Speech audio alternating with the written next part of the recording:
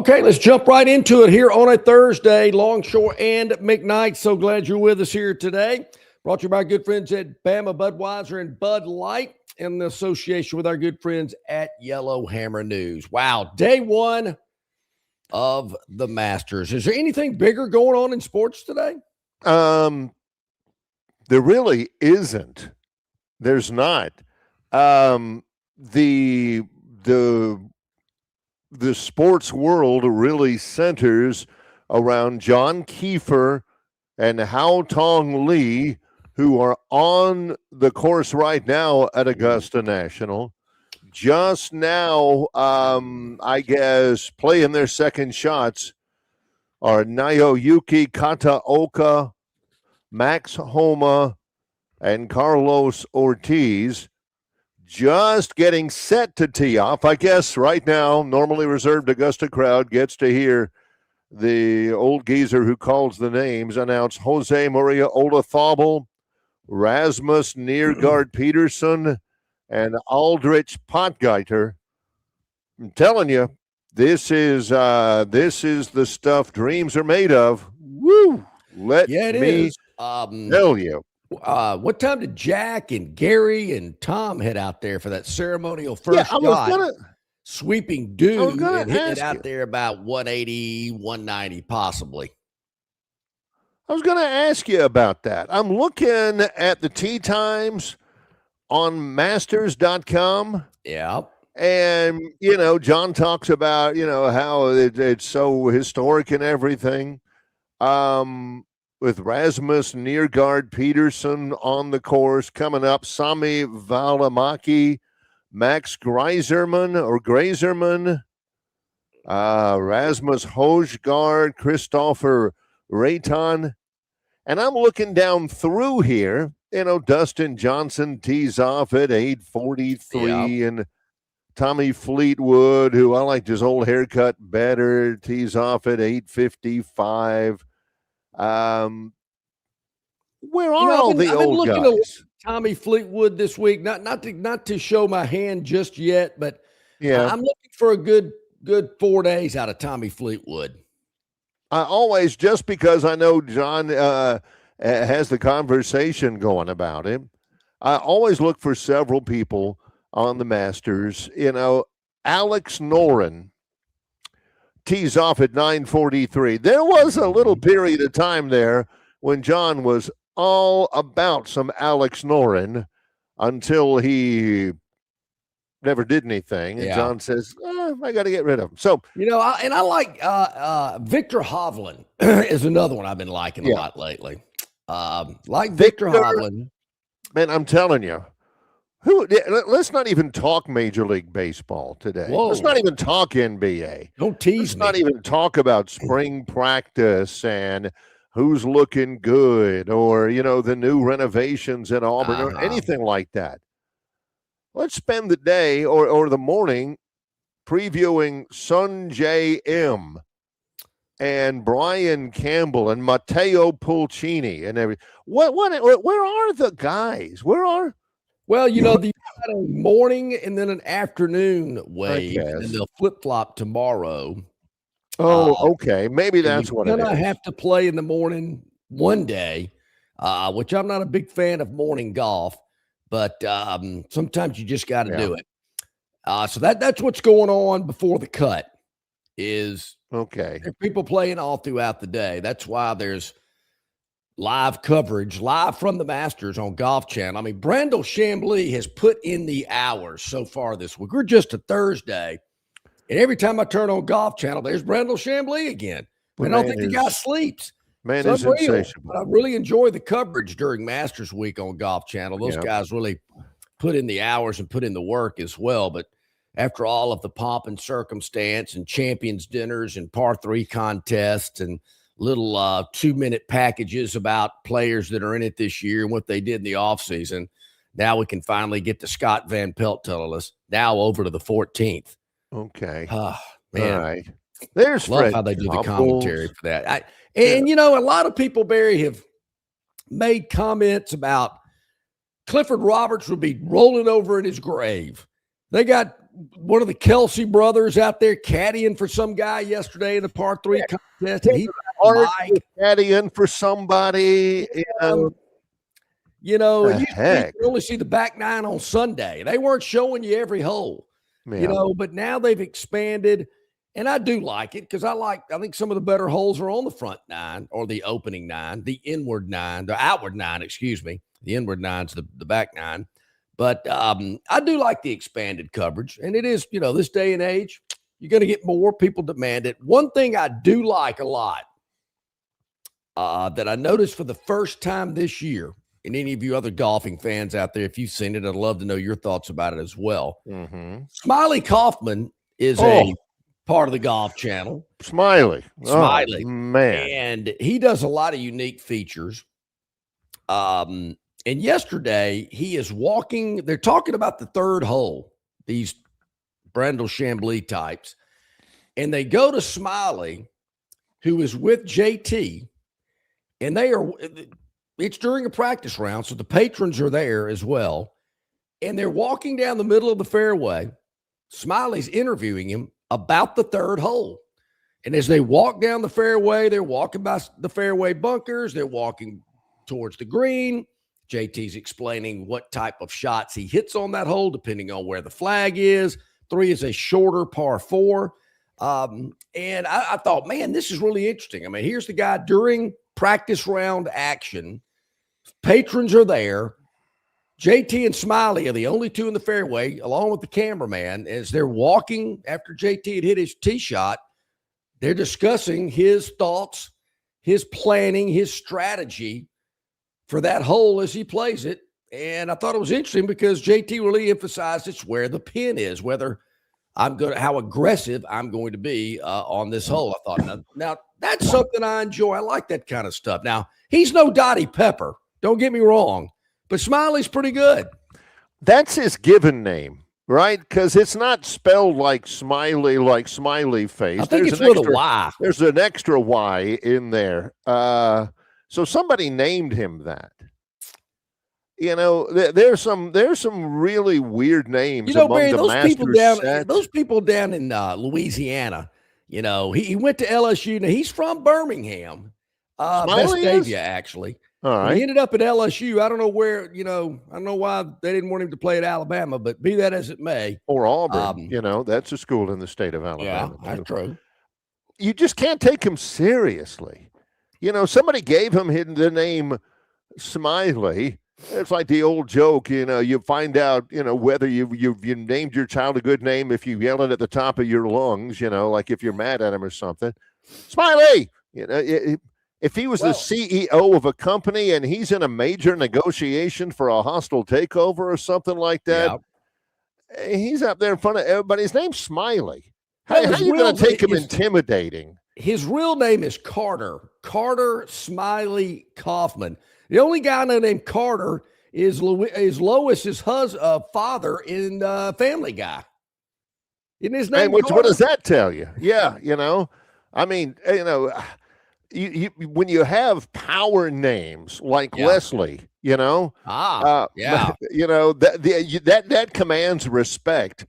But ladies and gentlemen, Barry, if you're a CEO of a of a Fortune 500 company, and somebody's thinking about investing, and you want to meet with a group of investors, and your name is Smiley, and you're asking them to entrust you with hundreds of millions of dollars, or even bigger. If you were the head coach at Alabama, football coach, and your name is Smiley, you got to think about that when you're naming Barry, your you kids. mentioned Leslie, which I don't want to get into that, but LSU had a head football coach with the first name Leslie. He just went by Les. I would probably, if that name would have stuck with me, and thank the Lord, it only stuck for like 3 days before my father came to his senses and scratched it out on my birth certificate and wrote in John. Which can you do that? I thought I brought you my birth certificate to show you that's what happened. They actually just ran a line through it, wrote John in, but I would have gone by my middle name if I would have been stuck with Leslie as my first name. I would have just gone by Morgan.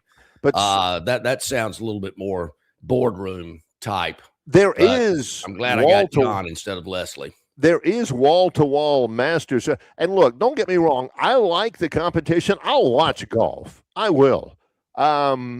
And, somebody hits a good shot. Hey, wow, that's a good shot. I get that. I just don't get all this hallowed grounds and all this kind of stuff. John from Wetumpka says, are you kidding me? Hey, the Yankees and A's play tonight. The Biscuits play Columbus. The Klingstones tonight. Is the Masters really a big deal? None of my students are talking about the Masters. If all you talk about is the Masters, I'm out. All right, we'll see you Monday, John. I hate that for you. Now, Barry, offside Jeff, he says Carter is actually Lois's father. What'd I say? I have no idea. I don't know. I did say that was Lois's father. On Family Guy. I think you go. Yeah. Thank you if I did mess that up. No. I don't. Now, John, I find that interesting. John, of course, with FFA, Future Farmers of America. One of our educators. Farmers do a lot with the outdoors, agriculture. I got to think some of those guys that maintain Augusta National have been in the farming business before. Yeah. Without them, that place wouldn't look as good as it does. But and he is an Auburn fan. Yeah. And I'm like you, Barry. I'm not going to watch the Greater Greensboro Open. I might check that out on Sunday if it's a good match late. But the U.S. Open and the Masters, I'm going to watch more of it. I think the television production for those two tournaments, along with the importance and the magnitude of it, really make it fun to watch.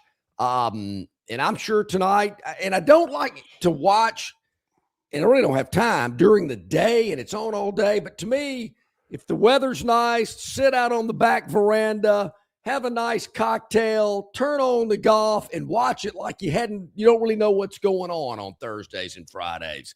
So I do like that to be able to replays.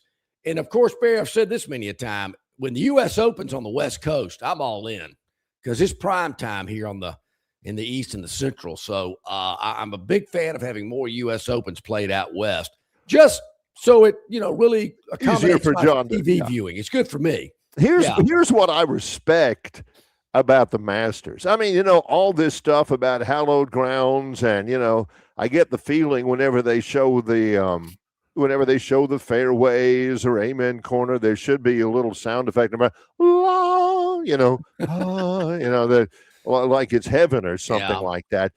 I am a rule follower. Oh boy, John is not. John not necessarily a big rules following guy. But at the Masters, by gosh, if they say you can't do something, you can't do something. Here's my favorite story from the Masters. Nobody argues. Nobody questions it. Well, this is what's funny. I don't care what happens in the Masters. I don't care. Scotty Scheffler can miss the cut by 15 strokes. Sung Jae Im could win it. Whatever. I don't care.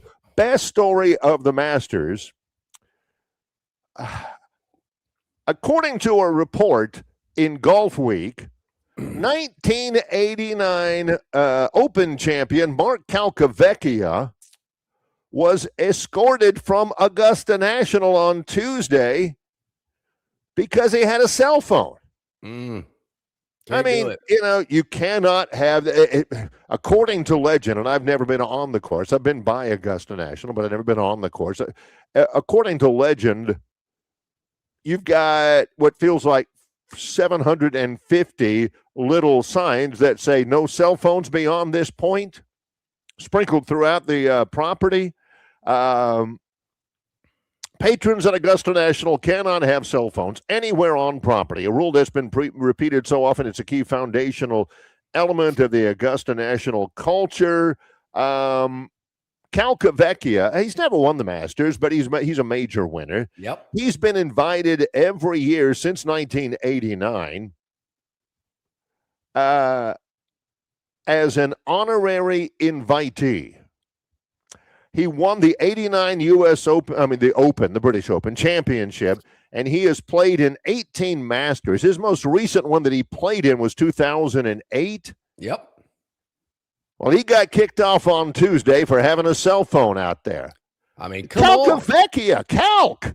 He got thrown off the property, escorted from the premises. I don't know if he's, persona non grata again. he was called yesterday. To John's point about, nobody argues. Yep. Calc was called yesterday by a reporter for Golf Week on his cell phone off the property, and Calcavecchia says, quote, "I've got nothing negative to say about Augusta National Golf Club and the Masters, so I think we should literally hang up right now," and hung the phone up. If they're you want me to say something like I'm in disagreement with the Masters? Not going to happen. I'm not going to do it. As a matter of fact, not only am I going to say no comment, I'm just going to hang up and we're not going to talk.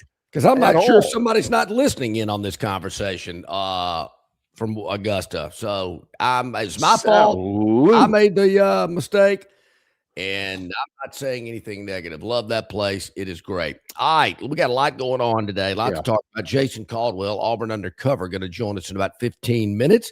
Rodney Orr, the Tider Insider, brought to you exclusively by the Destin Connection Seafood Market at the top of hour number 2. And Bart Hyche, we're going to wrap up college basketball with Bart at the bottom of hour number 2. I'm going to give you my Masters winner. Range Pros got his on the River Region Straw chat line. We're going to look at that when we get back as well. Some other news that we want to talk about today as well. So we got a lot going on this Tuesday. We're glad you're with us. Hit up that River Region Straw chat line.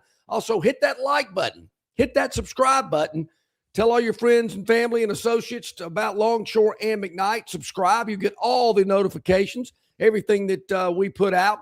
You can check us out on YouTube, Facebook, X, Instagram, Spotify, iTunes, you name it, wherever you get your podcasts, whether you listen or view, just type Longshore and McKnight into the search bar. We will pop up.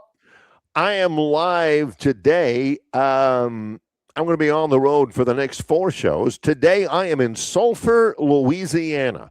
Never heard of it. Which is right outside of Lake Charles, Louisiana. Okay. On our way to San Marcos, Texas, where I'll do the show from tomorrow for Troy Baseball. We are live.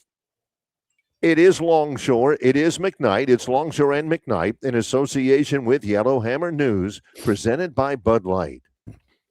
Hey, you want your property looking its very best this spring and summer, and River Region Straw has premium long needle pine straw to make that property pop. You're not buying sticks, stems, or pine cones. You're buying premium long needle pine straw from River Region Straw. Kenny and his staff have access to the best pine straw in the region, full of color that will last all season long. And now River Region Straw has a 4th location in Chelsea on Highway 280 to go along with their locations here in Montgomery, Prattville, and Auburn. No order is too big or too small, from a few bales to an 18-wheeler trailer load. To get your River Region Straw, drop by any of their 4 locations or give Kenny a call or text today, 669-5959. That's 669-5959, and have the best-looking property this spring and summer with straw from River Region Straw. Phoenix Physical Therapy is ready to help patients recover, recharge, and rise. They develop a customized therapy plan for each patient to get them back to enjoying their favorite activities. Their experienced team is committed to providing exceptional care in a professional environment. Whether you're looking to prevent or treat an injury, recover from a recent illness, or recuperate from surgery, schedule an appointment with one of their clinics and take advantage of physical therapy, athletic training, workers' comp, and employer solution services. Get back in the game, get back to work, and get back to life with Phoenix Physical Therapy. To find a location near you and to schedule an appointment, go to phoenixphysicaltherapy.com. That's phoenixphysicaltherapy.com. Okay, back at it here. Glad you're with us. About 19 minutes past the hour here on this Thursday. A lot going on, as we mentioned. A lot of great guests coming up throughout the show today, so we're certainly excited about that.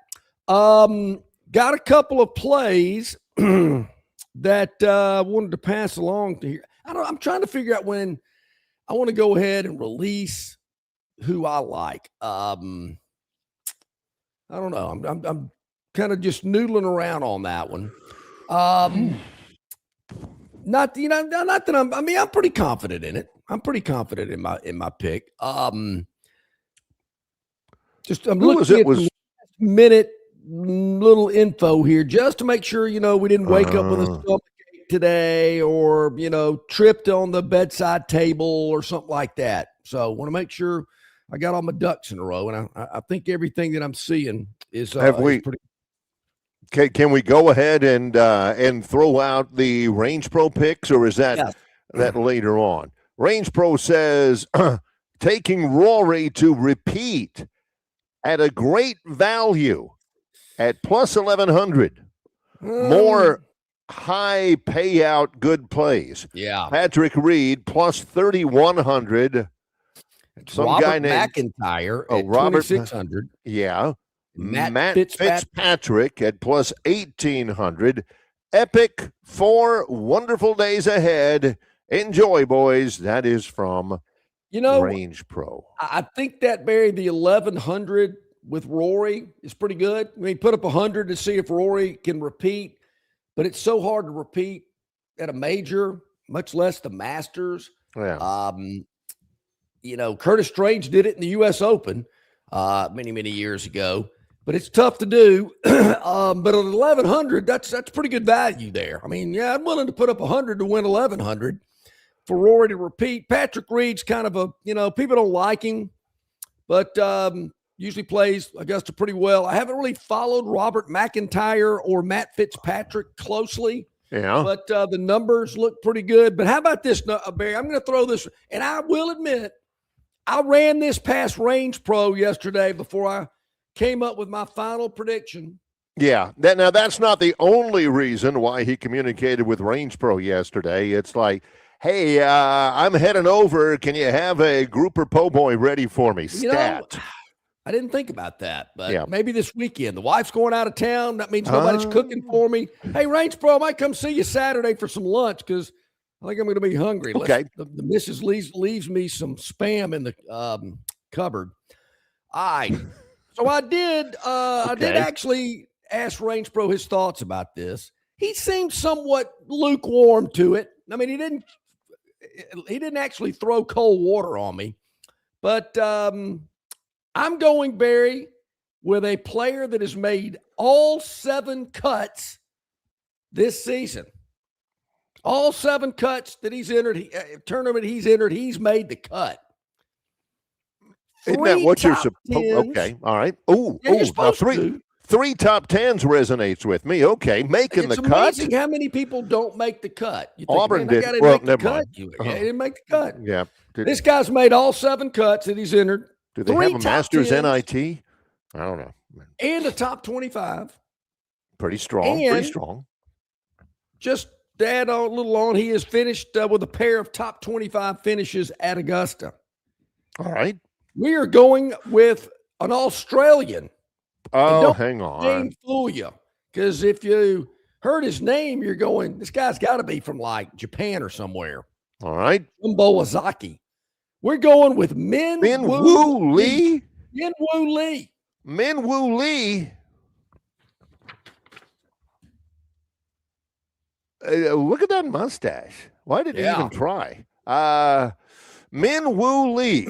What the heck? Yep. We're going with I've never heard of Min-Woo Lee before in my life. I mean, the guy's steady. Made 7 cuts. I mean, this guy. I like it. Yeah. So Range Pro was pretty warm to it. I don't know what type of odds Min-Woo Lee has. I need to probably check that out as well. But, I just thought, what the heck? I'm going to go ahead and release it early today. Unlike the Phantom's Daily Dog, we could skip that today if you want to. But I guess contractually I got to do it. Yeah. The one person out of the whole thing, I'm not even counting the 75-year-old guys or anything. The one person you want to stay away from is the par 3 champion. Ooh. Because they do that. History tells us. By the way, John speaks about how difficult it is to repeat at a major, particularly something like the Masters. Only 3 players in golf history have repeated as the Masters champion. Nicklaus repeated. He won it in 1965 and 1966.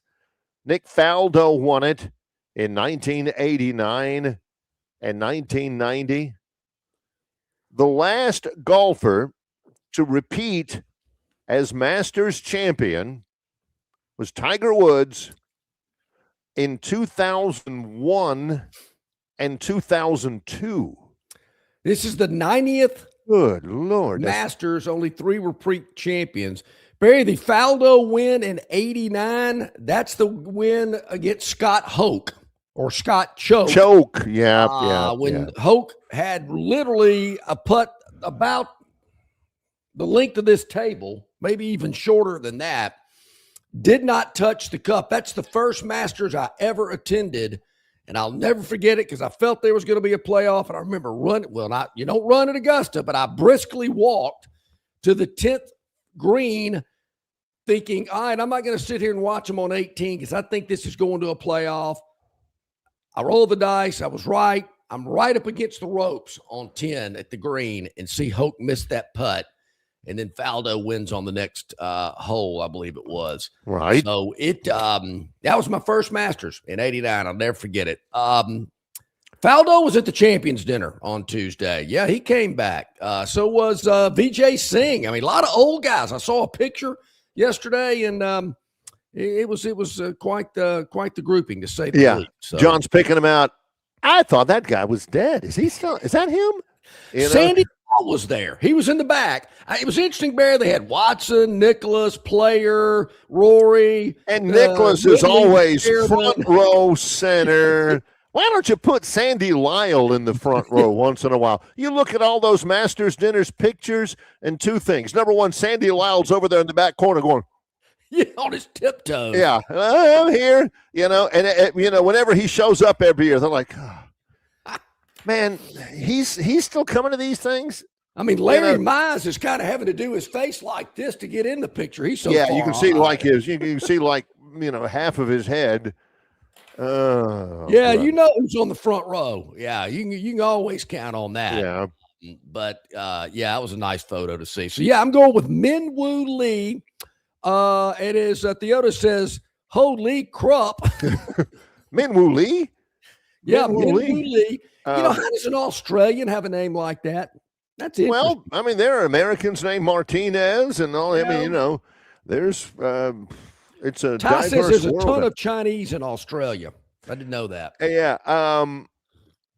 There's, John always talks about the mystique of Augusta National. And somebody was telling me this the other, I guess it was over the summer. I mean, over the winter. Does it have as much mystique as it used to? I mean, the merchandise, I will see if I can throw up a picture later on of some of the merchandise they're selling now. Masters merchandise with little hats, the orange hats that say pimento, peach colored hats that say peach, and big block Masters. New items that they feature every year. Yeah. I don't think you're going to see like a garden gnome or anything like that in the pro shop, but they have built an incredible venue for their merchandise, and it runs. I mean, efficient is not even the word. It's amazing how efficient it is to get in and out of there, and you can drop some coin. I mean, there are people in there spending thousands of dollars on merchandise to bring back home because Barry, this is the only week you can buy. You can't go on Amazon and buy Masters gear. It ain't there. That's the thing is, do they still have the same mystique? Augusta National has its own TikTok. People are coming in, particularly yesterday at the practice rounds, and when you can, and they're recording TikTok videos, and you've got so many long lines now at the merchandise shop where a lot of those people are spending a lot of coin so they can get them and they can resell them. Give me 18 of those naked lady tees and all this kind of stuff. I think I've told this story exclusive. Before. I was in the shop years ago, And I think I've shared this with you. You know, my late wife, Jackie, was a flight attendant for Delta. And one of her really close friends who she went through flight attendant training with was a girl named Elizabeth Kletke. And her father, Bob, was the head pro at Augusta. Bob Kletke. Kletcke is how you spell their last name. Bob passed away about a year or so ago. And so they were good friends. So Elizabeth invited us to the Masters almost every year. So, I mean, it was fantastic. And that's how I got to play the course is because of Elizabeth, and her dad invited me to play one day. It was right before they closed over Memorial Day weekend. So I'm in the pro shop where his office was, and these people are in there buying some merchandise, and obviously the general public couldn't come into that pro shop, but these were some heavy hitter type people. And this guy was buying everything he could get his hands on. And they're packaging it all up for him and wrapping it up, putting it in boxes. And he puts a golf bag in front of the register. And they said, "Sir, we cannot sell you that." And he was not real happy about it. He wanted to buy it. And this was a very expensive golf bag.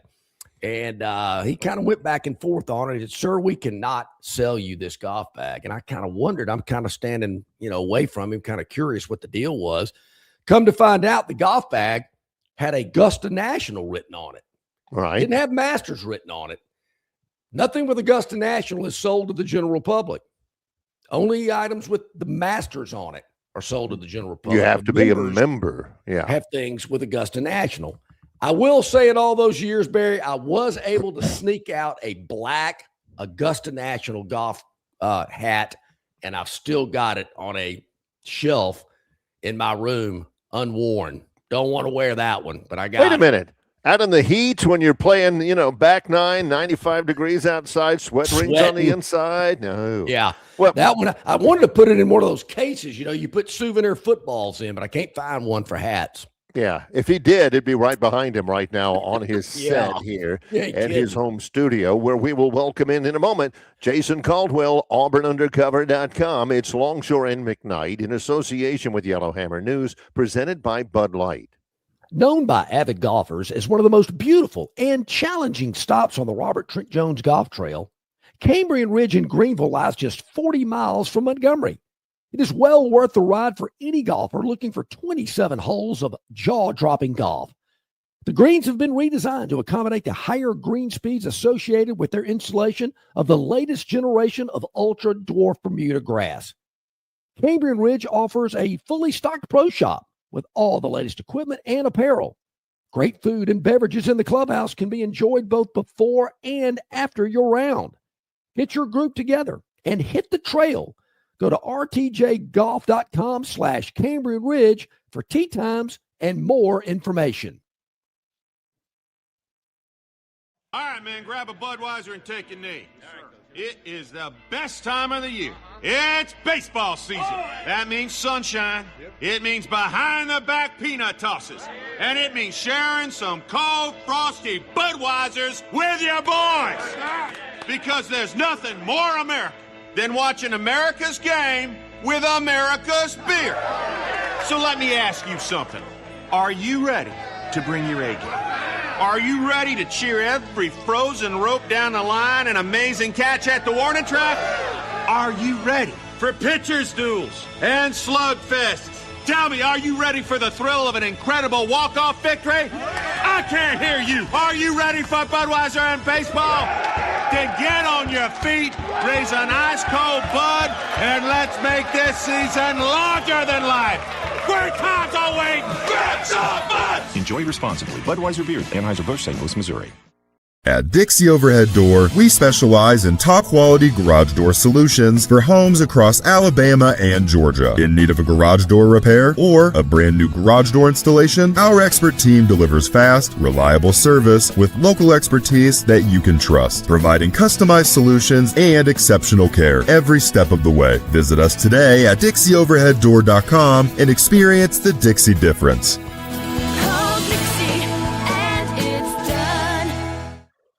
Okay, about 26 minutes to the top of the hour. On Thursdays, we bring him in. Our friend Jason Caldwell, Auburn Undercover, joins us here. Hey, Jason, hope you're doing well today. Hey, guys, I'm doing good. Good, good. Boy, do we have a lot to get with you about today. Plenty of different things. And we'll start with basketball. Put a bow on Auburn's NIT Men's Basketball Championship and the ultimate meaning and value of all of that, Jason. Yeah, talked about it. I said, like, I was in favor of them playing, but there was some pressure in it, and that you had to beat South Alabama. Like, if you don't win that game, then it becomes a drastic mistake if you play in the NIT. Instead, it turns into I think it turns into a really positive moment for the program, for Stephen Pearl. Now, you see how many people you keep on the roster, all those things, but from a program standpoint, I think it shows, look, okay, these guys are willing to play anybody, anywhere. That's a good part to be. And I think it showed that, okay, there's some learning going on. They played better down the stretch, and when they got in the postseason, did some things well. And so, yeah, I think it turned out to be a really big positive for them in year one under Stephen Pearl. Yeah, that's a great point you make, Jason, about getting out of the gate hot and beating South Alabama, because I can promise you there are Bama fans today that are still not happy about UAB coming into Coleman years and years and years ago and beating Alabama in the NIT. So, yeah, you got to get through that first one, particularly if it's an in-stater.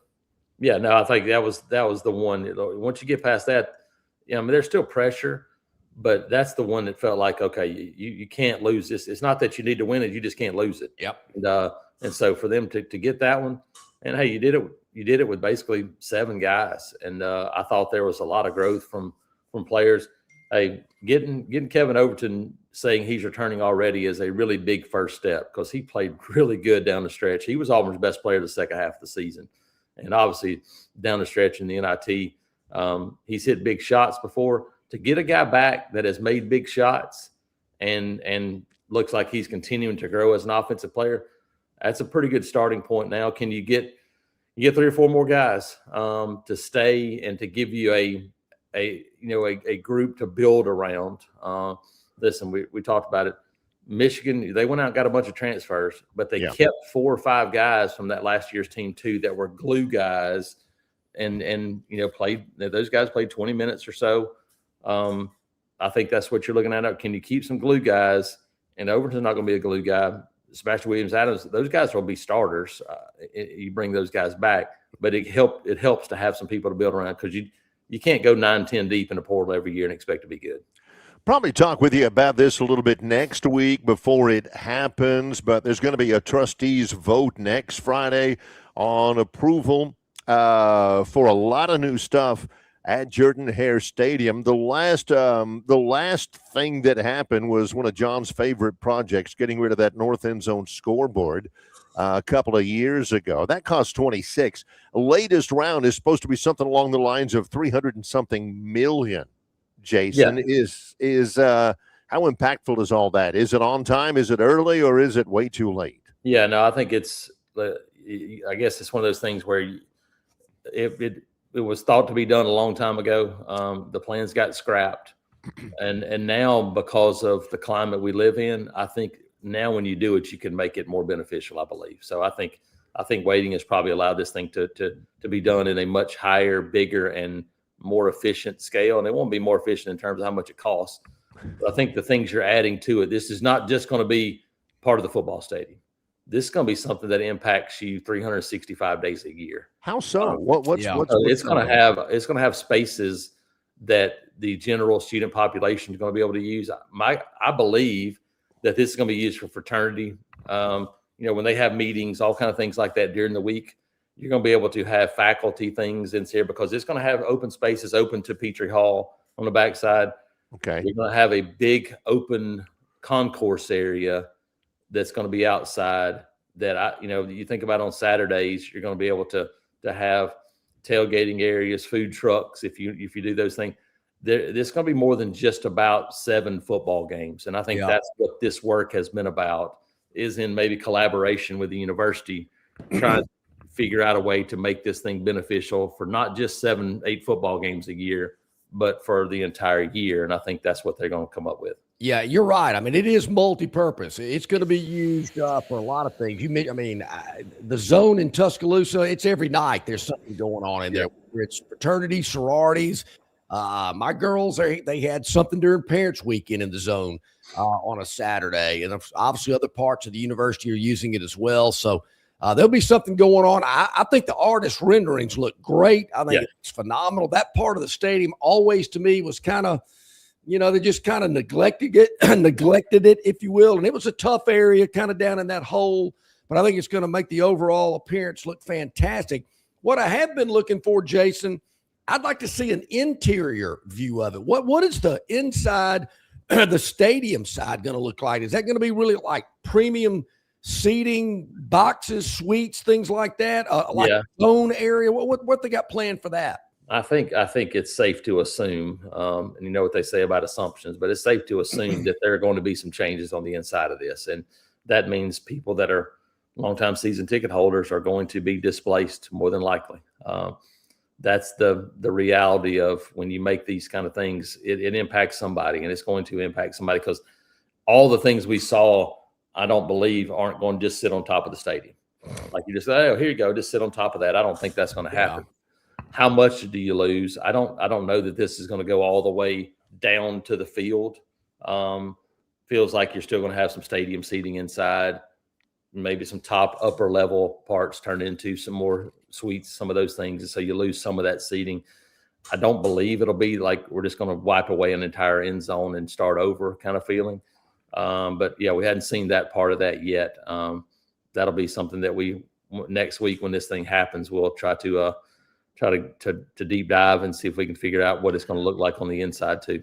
Well, Jason's been doing a lot of deep diving into, baseball for sure. We're going to talk about that in a moment. Spring practice. You had an interview with Kai Ellis and he's not the only one you've talked to, where everybody at auburnundercover.com has talked to about spring. It's a complex offense that they're trying to learn, and they're also expected to learn it and be able to play it really, really fast. Is that the value offensively? Because we're trying to, fans are wanting to know, hey, who's looking good, who's not looking good, who's making a stride forward right now, this early in spring practice. Well, it's not that early anymore. Yeah. They're still just trying to figure everything out, right? Yeah. Yeah. It's a long way till you play a football game. And we said it, I think it was on what day it was, March something. I said, somebody asked me who the starting offensive line was. And I said, look, it's still, I'm still the same thing right now. It's still just April 9th. Got a long way to go. But I do think they're starting to figure out some of the pieces, then how you piece those together. I think we talked about Cole Best. I don't think there's any question that he's the guy that's the center for this team, as long as he stays healthy. Looks like Joe Simmons, the James Madison transfer, one of the tackle positions. Feel good about him there. Look, Derek Plaz is a Miami transfer at offensive line. Ty Buster is a guy that could be a tackle, could be a guard. I mean, I think you start to see some of these guys, and then you get Stanton Ramil back, the Thompson High product. He played at Michigan State.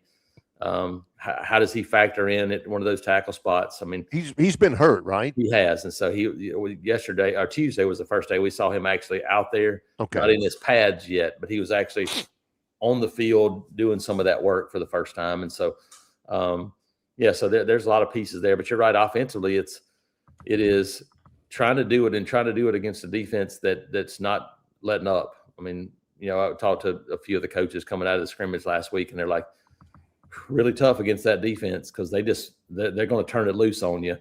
And I think that's good for them. I think that'll be good for them as they continue to develop moving down the line. But it doesn't make it easy to we're just going to take it easy and install and have a breeze here on this practice offensively. No, you got to go and do it. And so because of that, I don't think they're in any rush to start making decisions on who's playing where. You're right. I think it's about getting guys, taking it all in, getting as much information as you can on everybody this spring, and then figuring it out how you want to start when you get back on the field in August. Yeah, a lot going on. I mean, I think we talked about this yesterday, Jason. I don't know if it's just, the lack of people that cover teams on a daily basis like yourself don't get as much access as maybe they did 15, 20 years ago when Barry and I were doing this. And it was just every day we were talking about spring practice and what had happened. And I saw this and I saw that. I don't want to say it's not as important, but people just don't seem to, I guess, discuss it as much, probably because there's just not as much information to talk about. And, I think the popularity of Auburn and Alabama basketball had 100%. something to do with it as well, because people were so into that and not so much into spring football. I think it's everything. I think, you think 20, 25 years ago, basketball season's over with, and you go, we wait till next year. Well, now even as good as they've been, if you didn't have transfer portal and all those things going on, it would still be, okay, basketball season's over with. Hey, looking forward to next year. Yeah. Right, what's football like? But now, because you have the portal in basketball, and basketball's become such a big deal, it's important. But listen, the growth of college baseball continues to grow in this state. Yeah. That takes people's attention. Heck, Auburn men's golf, like people pay attention to things like that you just didn't think about 20, 25 years ago. So I think it impacts it all. But you're right.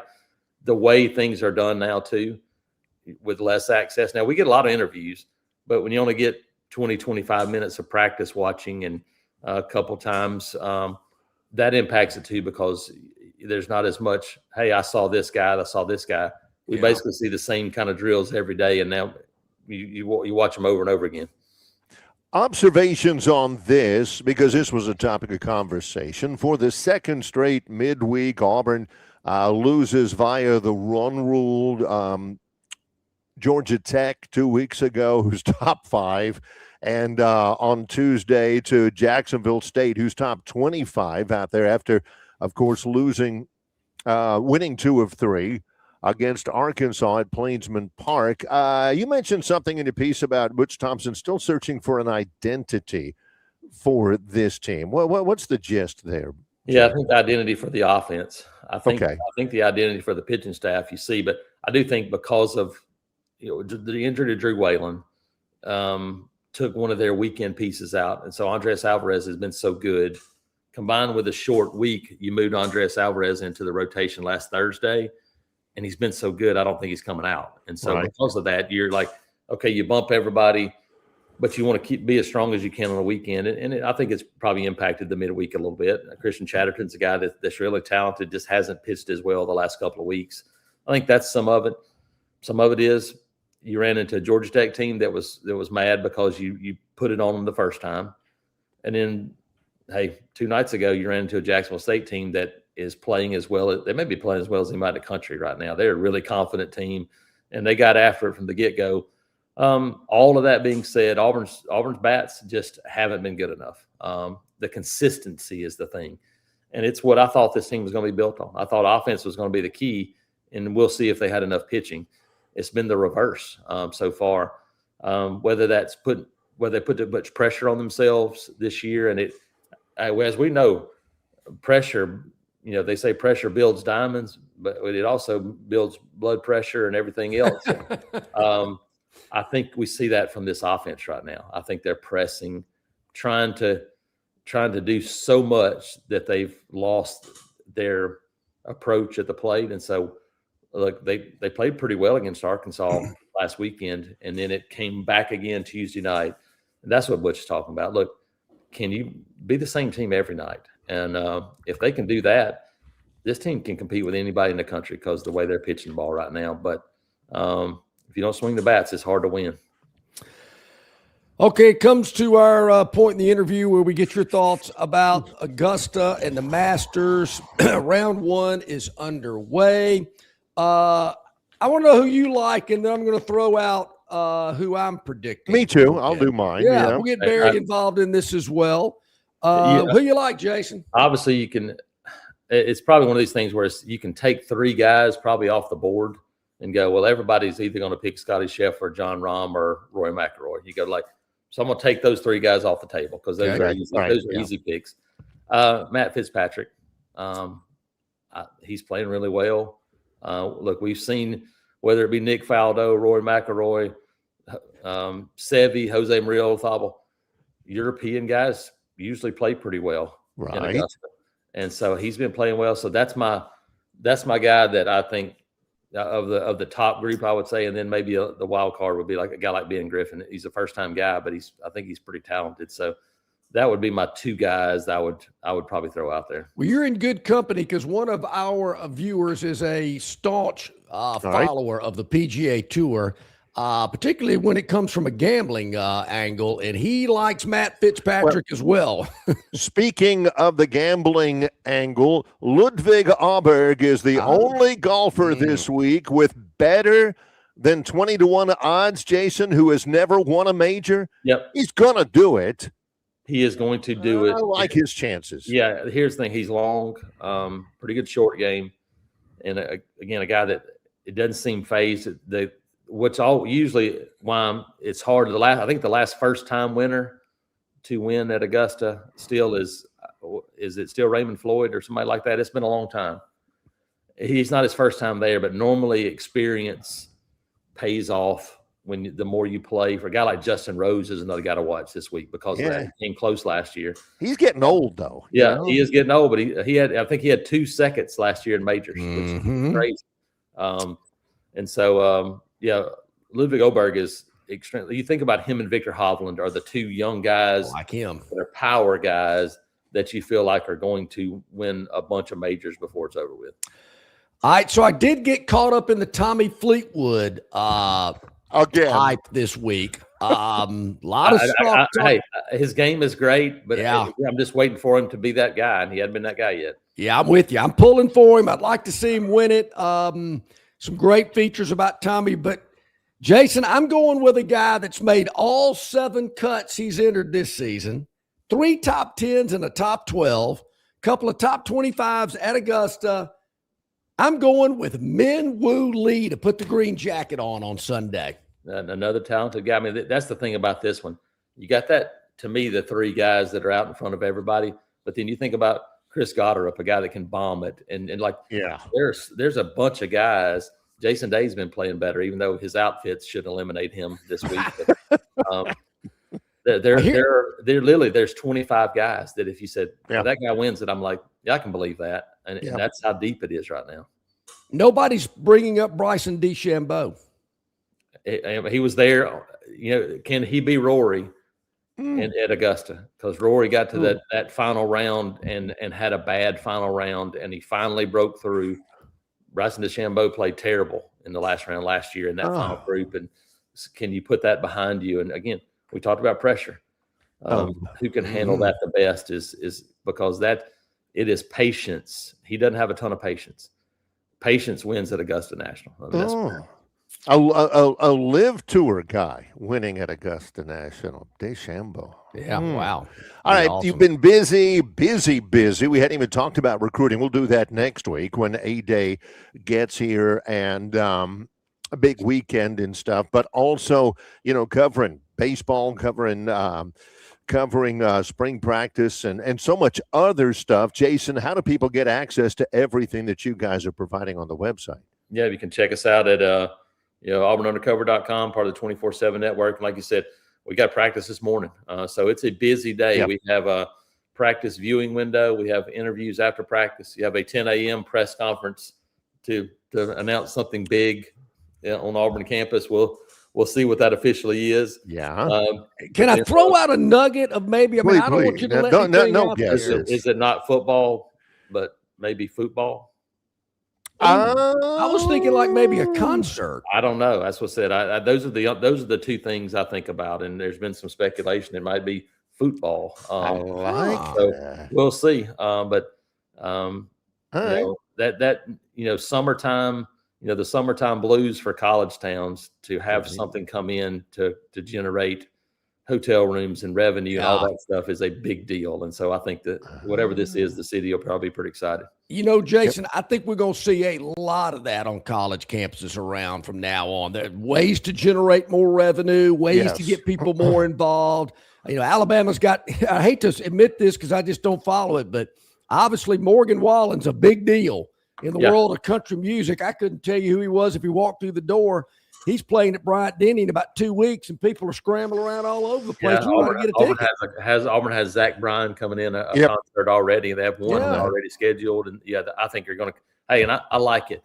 Because we remember the days where Coleman Coliseum and Beard Eves Coliseum, you'd have concerts 4 or 5 times a year, and you had acts coming to college campuses, and how big of a deal it was. Of course, back then you'd get a ticket for $10. I don't think even in a stadium right now, $10 is not going to get you a sound, an echo in the parking lot right now.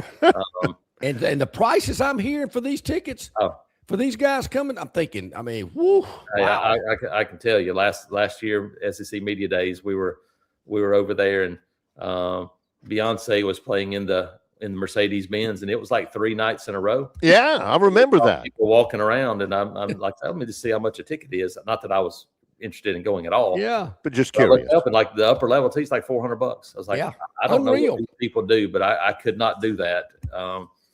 On what we make, I'm not paying $450 for one seat to listen to a concert. So go to the website. It's auburnundercover.com. All of the different things. Plus, they can walk you right through the subscription process.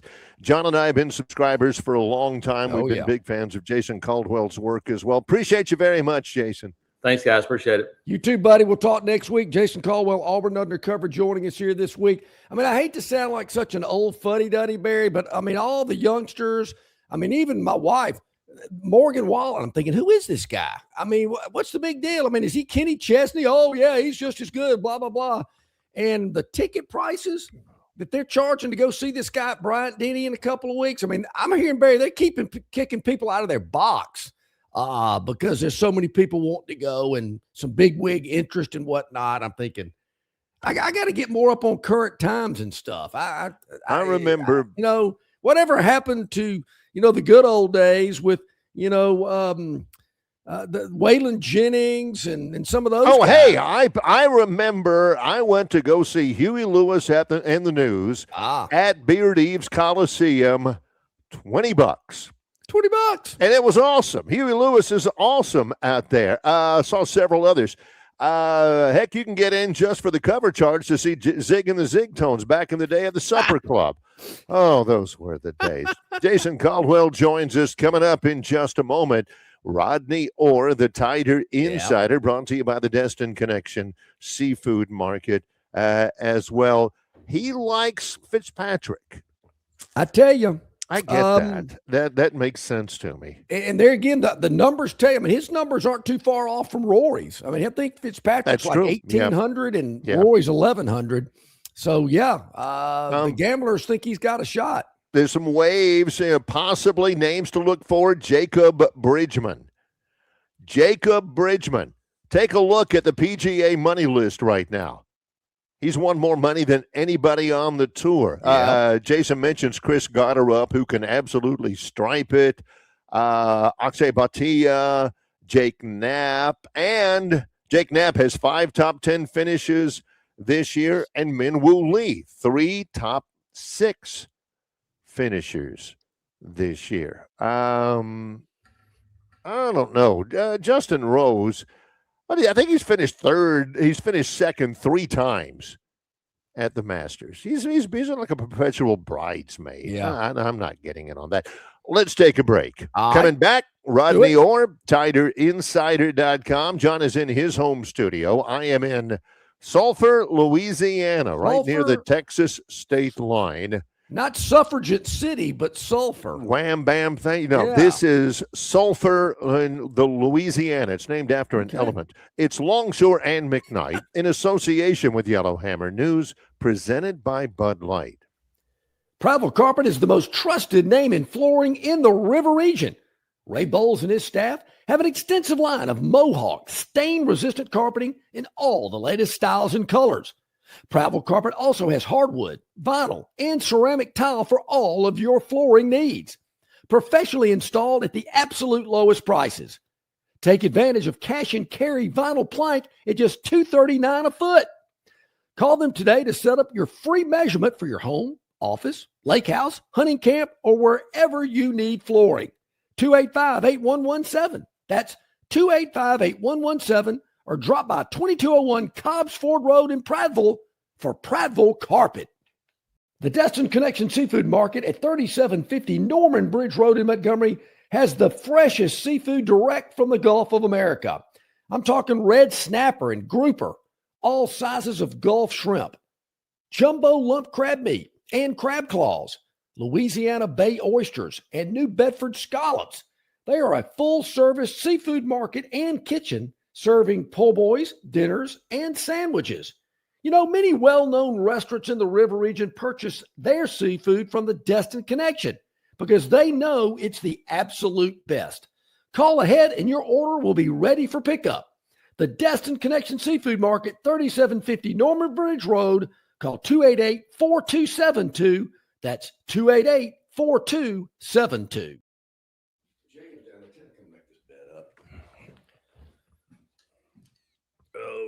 Back again live. It's Longshore and McKnight. Yeah, it's our Thursday show. Tomorrow, I'll be in San Marcos, Texas, doing the show.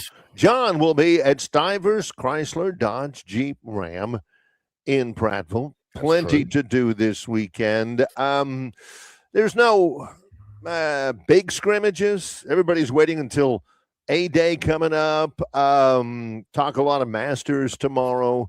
And, you know, we brought up with Jason, he says there's a big press conference coming up at 10 o'clock. Not sure what it is. Maybe something about soccer or football. That's what and we're talking about, you know, maybe, you know, entertainment in the summertime. Which, they're in the World Cup coming to Atlanta. Is that what you think it is? Maybe one of the World Cup qualifiers? Yeah. Whew. Can you get 87,214 at Jordan Hare Stadium for Paraguay versus How you going to, I don't know. Got enough hotel rooms to, I don't know. I'm just thinking out loud, you know, because I do know the World Cup. That's the thing. Because, and we started talking about great concerts that we have been at on campus, because that concert thing that John and Jason were talking about, that's what they're looking at, man. Yeah. Summertime in Auburn, you got all the hotel rooms that are basically there because of football.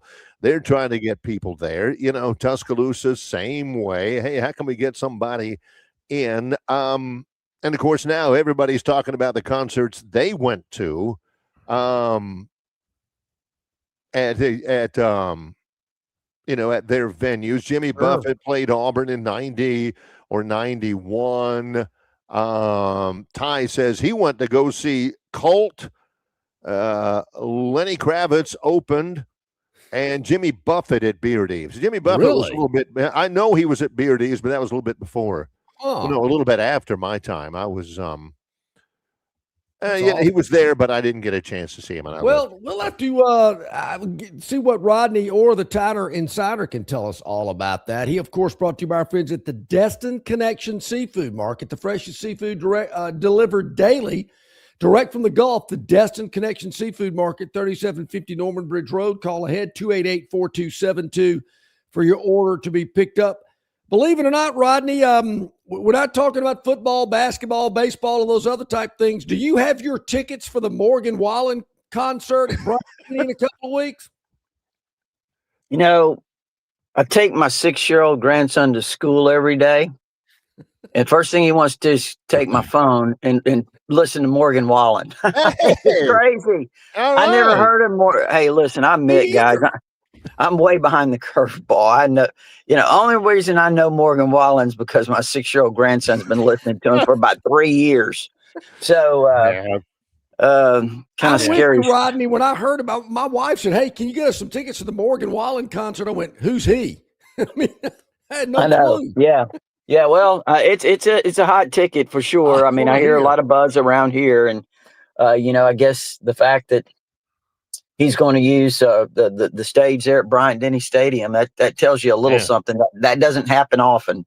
Yeah, and again, schools are venues. School venues are being utilized a lot more in the summertime, concerts and stuff to try to get people in. Rodney is definitely not behind the curveball and definitely is ahead of the curve when it comes to buzz around Alabama sports. Rodney, of course, brought to you by the Destin Connection Seafood Market on Norman Bridge Road in Montgomery. What's the buzz about the first scrimmage last week? Any high points there that you are able to collect, Rodney? Yeah, well, I mean, I think, in terms of this last scrimmage that they had, The defense pretty much controlled it. I think the quarterbacks, as we reported on TigerInsider.com, did not have their best days. And there were some reasons for that. I mean, obviously, we've talked about how both Austin Mack and Keelan Russell, up to that point, had been really good. I mean, they had been exceptional every day. They were drawing high praise. With that said, I think some new things were thrown at them and the offense in general. Not only things that they incorporated into the offense, kind of installed in, but also just the defense turned it up a notch. I mean, in terms of bringing pressure, blitzing, doing some different things, created some chaos for the offensive line, the quarterbacks a little bit. And, there were certainly some mistakes made by the quarterbacks. DeBoer said afterwards that it was, that was something they expected. So I think the defense won the day in this last scrimmage. I'm not sure what we really learned about the offense at this point, other than to say they're still a work in progress, which you expected. They have so many new faces up front. But it does sound like they're getting closer to having a really good idea of what that offensive line is going to look like in terms of the personnel, where they're going to place people. Javen James, who came here from Mississippi State, is a guy that started 11 games last year for them at left tackle. He's really done a nice job at right tackle. They've allowed him, that's allowed them to move Michael Carroll inside to perhaps his more natural position. Rayson Delgado at center. They're really confident with what he's done so far. And then at left guard, of course, William Sanders is out, which he'll really challenge for that spot. But I think, Nick Brooks and Ethan Fields have done a nice job and that's encouraged them. And Brooks has the versatility to play tackle as well. And then at left tackle, I know there's a ton of excitement right now about Jackson Lloyd. He was a 5-star rated player, of course, and this is his second year in the program. And they think he's really coming around. So I think just there's some things that obviously have to improve dramatically. There's some concern about the pass protection. I know we talk about the run game. That's really important. Obviously, they need to make those improvements. But guys, I tell you, some people I've talked to that have seen a lot of these practices and both scrimmages, They tell me they're concerned about the pass protection. And it's early. Let's be clear. Well, I was going to, maybe you've answered my question, but I was going to ask you, do you get the sense, even though it might be an emphasis, whether they can actually execute it's a totally different thing. Exactly. But we're hearing all this stuff about, they're really putting an emphasis on the offensive line play, the running game. I don't know if this is DeBoer after 2 years figuring out, well, this isn't the Pac-12. This isn't touchy-feely football. You got to dominate the offensive line. You got to have a really good ground game. Do you get the sense, Rodney, that they're really putting a lot of emphasis on that, wanting that to be a big part of this offense in the fall? John and Barry, let me put it this way. I think their offense is always going to be predicated pass. And what I mean by that is the passing game is used to set up the run game. Right. I think they want to stretch the field, widen the field, and create running lanes. I don't know about the physicality of it, but here's what I've been told by someone that is very astute, that last Wednesday's practice, so it had been 8 days ago, before the scrimmage, that for the first time he had noticed they had a 20-minute period of good on good where they really were physical. They were bashing each other up front, running the football.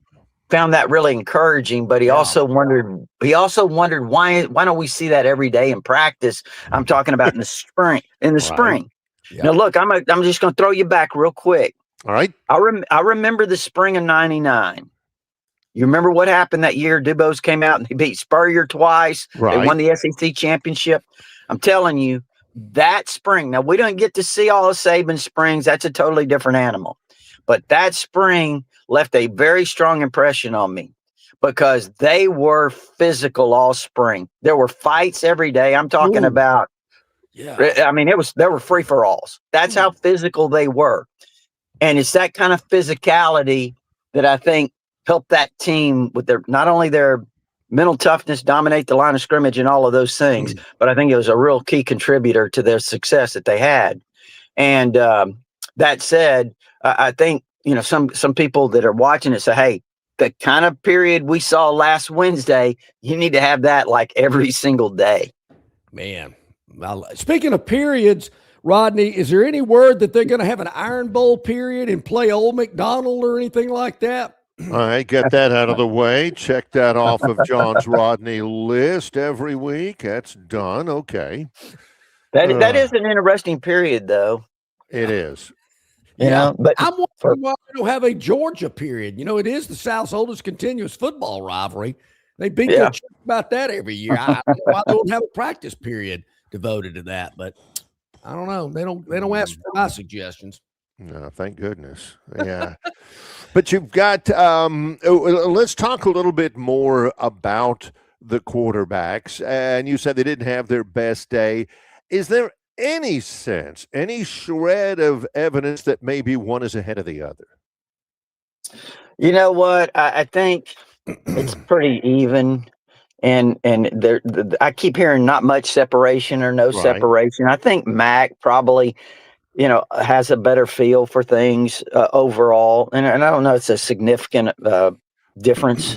But I do think that just his comfortability there is maybe a little bit more advanced because he's been in the system longer. That said, I think he had some interceptions in this last scrimmage. Russell had one too. I think Russell's had a couple of pick sixes in the two scrimmages they've had. I'll be honest with you guys. Somebody told me that, hey, these guys are NFL elite passers, but he's seen more interceptions thrown in practices this spring than he saw in a year under Saban. That they really, these guys have cut the ball loose, but they're going to have to really kind of improve in ball security. Well, and if they're not getting any pass protection from this old line, they're probably running for their life. Yeah, there's a lot of that to it, John. There's a lot that goes into it. Yeah. So I don't want to put it all on the quarterbacks, but that kind of stuff carries over into the games too, or could. But I do think that they have to. It sounds like that they have to get better at ball security.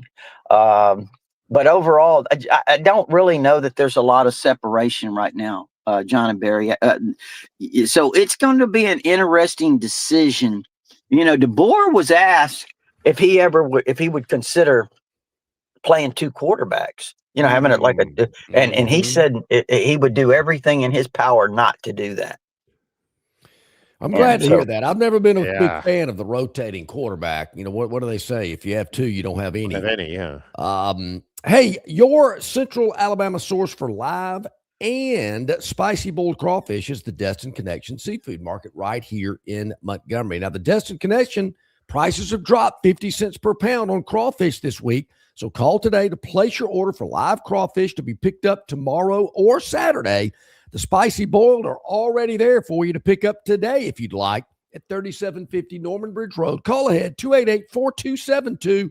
Crawfish season is here, and the Destin Connection has it all along with everything else from the sea right there for you to check out in the display cases at the Destin Connection.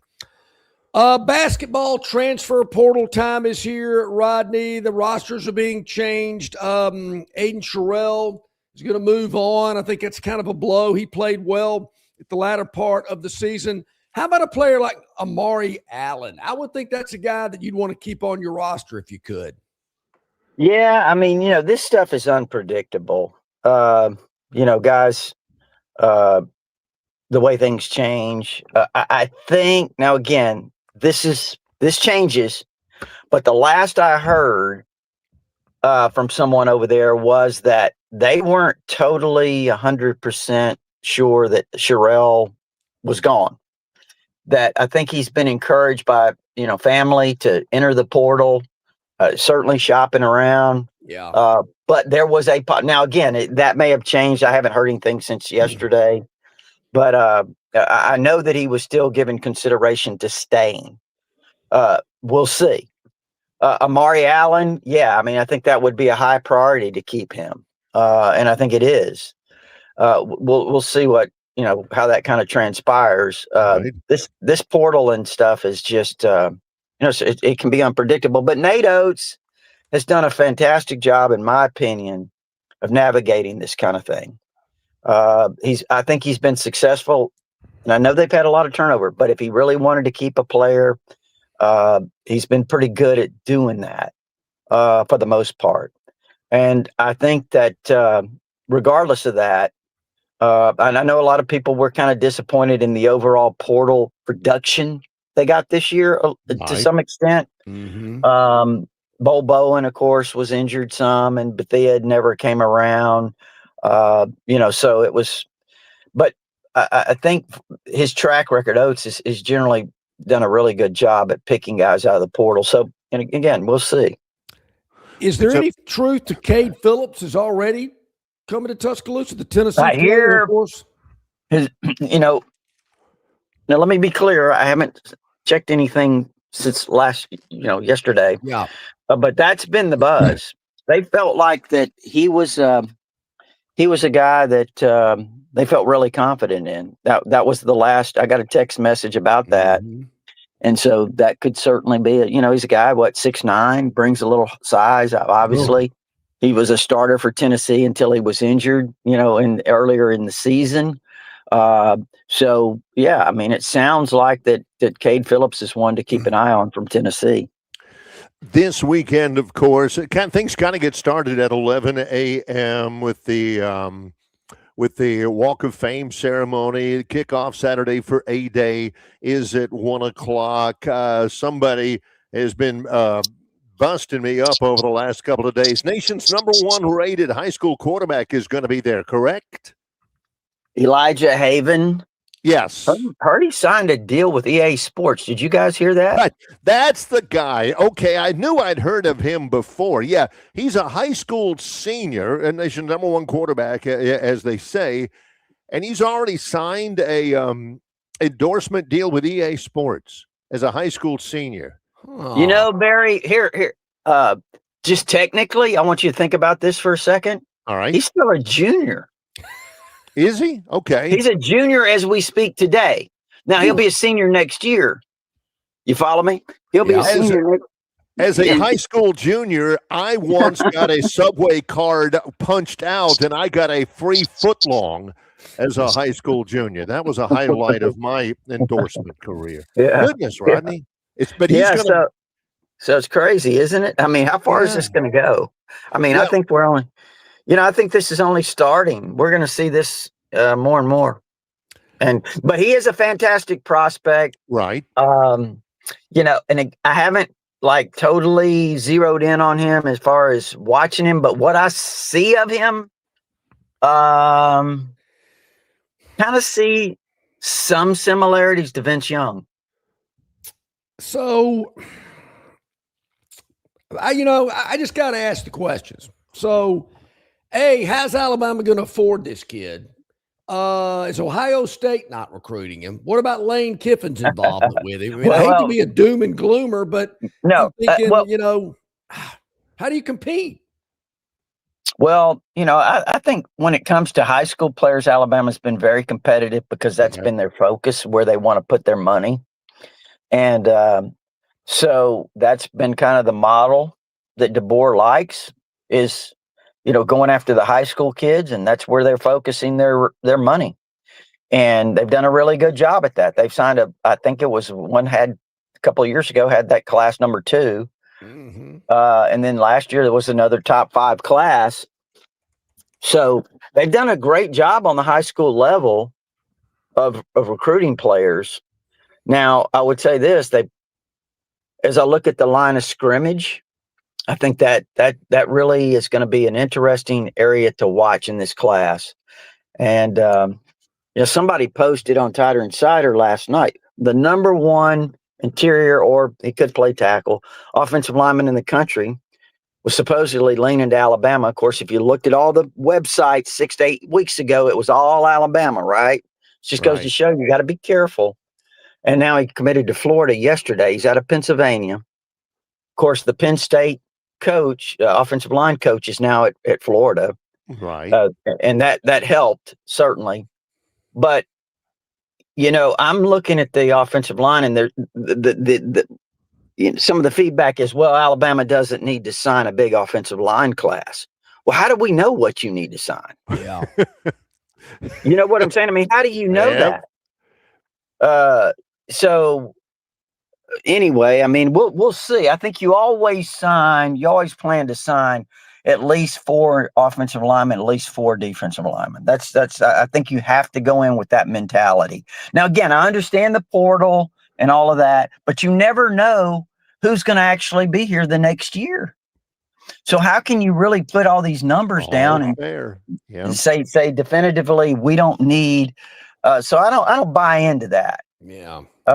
But so I think it's really important, John and Barry, that we watch kind of the line of scrimmage and how they do that. But it's also the portal, because now listen, I think they feel really good about the defensive linemen that they brought in, and I saw them firsthand a couple of days ago when we had the media viewing period.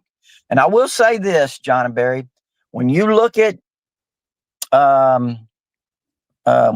Terrence Green, when you look at Devin Tompkins, for example, those 2 guys look kind of like Saban defensive linemen with the size. So I think that they feel really good about getting bigger up front defensively. And Desmond, they call him Zulu now. Desmond Zulu, the transfer from South Carolina on the edge, he's playing it they've been working him at that a wolf linebacker, could also play the end, as a pass rusher. Yeah. I mean, he's a sleek looking dude. He's about 6'5" and about 250. And he can move. I mean, he is extremely athletic. Now, also at inside backer, we talked about what a concern that is, because so much inexperience. You lost your top 3 guys, and they brought in Caleb Woodson from Virginia Tech. I watched him a couple of days ago, and when I looked at him, John and Barry, and I've had people tell me these inside linebackers look smallish by SEC standards. And I looked at him, and he's listed about 230. Now, he may be 230, but he looks like a former Saban safety to me. I mean, when I look at, and he is a former safety, actually. So size on the inside at linebackers might be a little bit of a concern, and inexperience as I look at this defense. Well, before we let you go, I guess some quick the baseball and softball programs seem to be doing pretty well this spring. I know we focus so much on football and basketball, but hey, got to tip our cap to them too. Yeah, I mean, softball, what a big series win that they had with Texas coming in here. Yep. That was great. Always love to see Alabama beat Texas. It doesn't really matter in what. So to be able to beat the number 1 team, and now Alabama's number 1 according to some polls. So what a great job Patrick Murphy's done, John and Barry. Oh yeah. And I think listen, he's made some adjustments. He got some pop in the order now, and that's something that they really needed. So they're playing extremely well. And then baseball, you lose those first 3 games to Kentucky. I was concerned.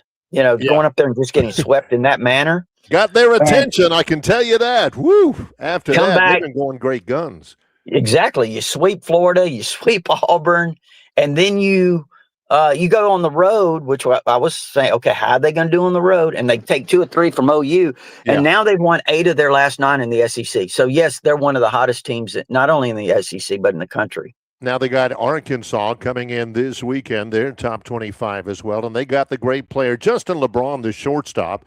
He's about 6'4", weighs about $175. He's tall and skinny, but, man, he's got 11 home runs, one of the top 10 home run hitters in college baseball. Lots of stuff is going on. Rodney Orr, TiderInsider.com, with A-Day coming up on Saturday and so many other things. How do people make sure that they're involved with the website? Yeah, it's TiderInsider.com. It's only $48 a year, and you can get instant access with your credit card, or if you prefer. There is an address there to send a check, gives you all our premium information, but also it's at our All Sports Forum. That community there is usually buzzing nonstop. So a lot of talk about the transfer portal basketball, and spring's been a little quiet, John and Barry. It's kind of weird. Yeah, Is that it a good is. thing or a bad thing? I don't know. Yeah, I don't either. Yeah, we'll find I out. tell you what, I wish it would perk up though in terms of the spring football talk and just the football talk in general, because it just seems like there's not a lot of buzz around Alabama right now. we were talking. This is a huge spring. Yeah, we were Alabama. talking to Jason Caldwell of Auburn Undercover in the first hour, Rodney, and we asked him, we were talking about the same thing. Is it because the viewing periods are so short? 25 years ago, you were there for the whole practice. It was Right. the whole buzz during the spring. When Barry and I would get on the show, that's all we talk about. And there's just not as much information. Plus, basketball has become more popular. People are into that. Baseball, softball. There's just other things that are kind of taking that time away. Plus, there's just not a lot of info that's being released. John and Barry, and I know you guys are about ready to check out here, but I'll throw this at you too. Right. I think, my membership, our membership on Tighter Insider, we don't have the kiddie group. We're more advanced, we're the Geritol board. But I say all that to say this. I sense a great, I don't just sense it. People tell me all the time.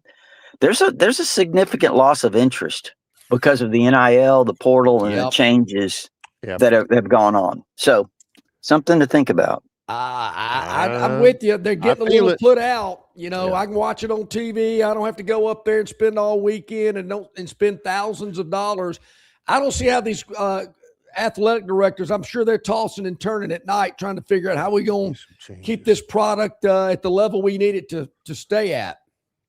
No, I agree with you. I had people say, just one yesterday, and I think he echoes a lot of other people. He posted that he said, I don't even know the names of the players anymore. Yeah. He said, I just know numbers. And that's so. Well, anyway. The way of the world. Yeah. Go check them out. TighterInsider.com. Rodney Orr, appreciate you. Okay, guys. Appreciate it. Take care. Yep. We'll talk next week. Rodney Orr, the Tighter Insider, brought to you exclusively by the Destin Connection Seafood Market. It is crawfish season. You can get them at 50 cents off per pound. Call ahead, 288-4272, and place your order for pickup. 3750 Norman Bridge Road, the Destin Connection Seafood Market, the freshest seafood direct from the Gulf, arriving each and every day. By the way, Chris the Bammer, before we move on, 27 minutes, and he brings that up at the very end. Alabama's A-Day is Saturday, 1 o'clock, Bryant Denny. Auburn is next Saturday. Troy is next Saturday as well, and we're really involved in that, of course. But you look at it, John, this is what's striking about Alabama A-Day right now, and it's probably the same at Auburn. I'm just pointing this out because Rodney's here. A-Day for Alabama. Everybody's getting ready for Morgan Wallen coming up the next Saturday, the 18th. Morgan Wallen, to get into his concert up in the top corner is $91 just to get in. And there's going to be a lot more. So that's the big deal everybody's kind of talking about. A-Day is this Saturday, and Alabama has already said this. The University of Alabama's Tuscaloosa campus has said this, John. For A-Day specifically, no access to suites or to club spaces. Seating will be available in the lower bowl only. The days of 93,000 for A-Day is past. Are they televising these anymore? I couldn't tell you. Yeah. Limited number of concessions. There will be none upgraded experience offerings. There's no locker room tours, no reserve seating, no parking passes, no, being able to spend a little money and have your little boy's name put up on the ribbon. But ain't nothing like that. No Friday night dinner, candlelight dinners or anything like that. There will be no Tide Pride breakfast or luncheon in Coleman Coliseum prior to A-Day. the pregame fan fest area will not be in operation prior to A-Day? Yeah. Are they not taking it seriously? I mean, you can't go get a tour of the locker room. You can't get up there in the club seating and enjoy a little cocktail while you're watching it. You can't even get in the upper deck. There's still going to be, the Walk of Fame and I do think the Walk of Champions. You get what you pay for.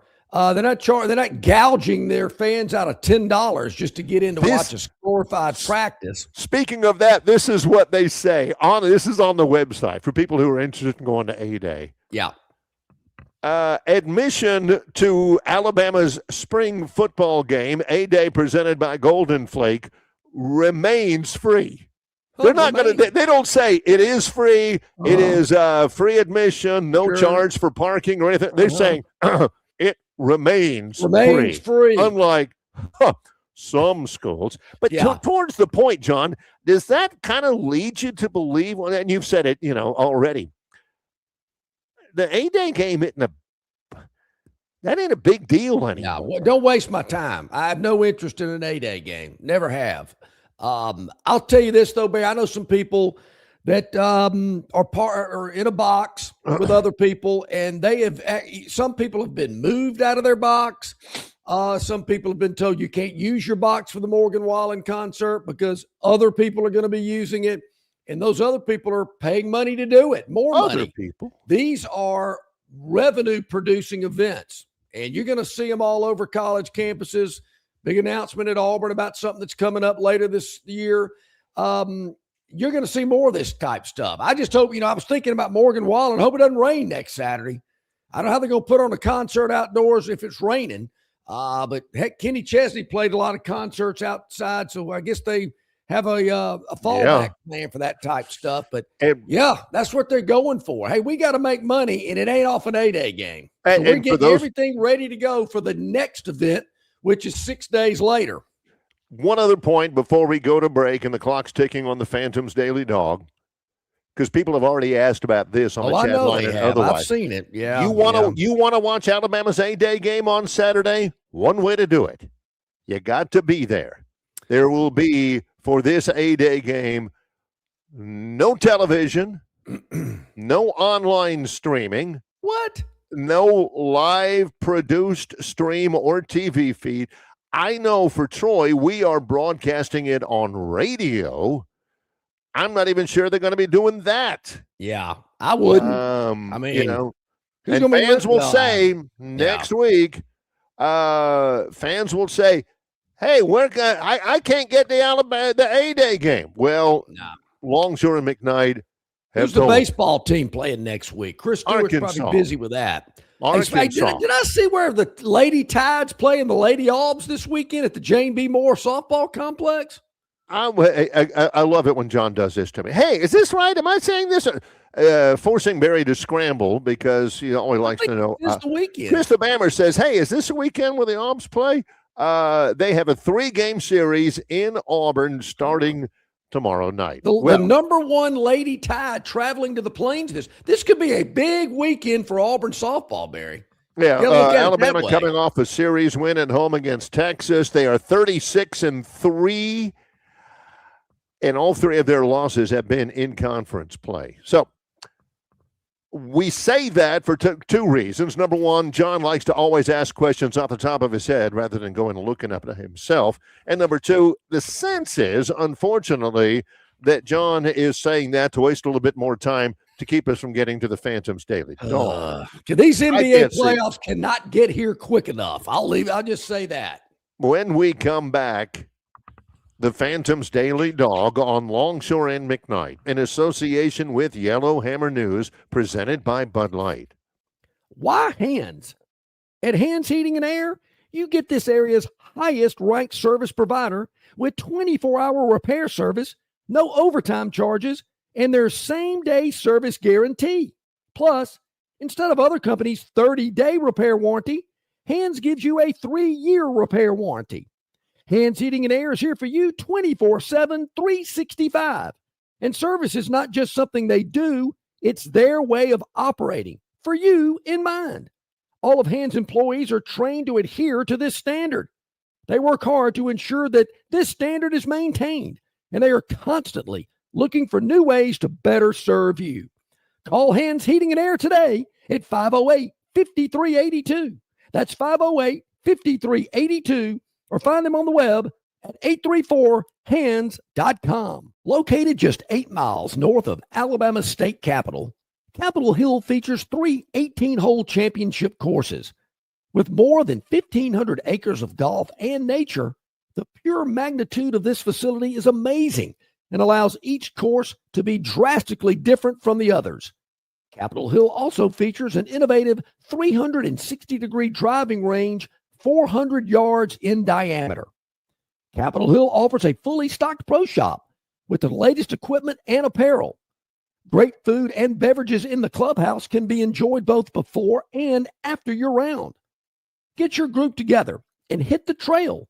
Go to rtjgolf.com/Capitol Hill for tee times and more information. All righty. Welcome back in, everybody. It is Longshore McKnight, about 25 minutes to the top of the hour. We have been running a little behind today because we've, gotten a little long-winded, or at least I have. So I guess, Barry, I'll quickly go through the Phantom's Daily Dog because our man Bart Hyche is in the green room. We don't want to keep him any longer than we have to. All right. Watched a little of this game last night. Didn't have a good feel for it, mainly because the Hawks were never in the lead.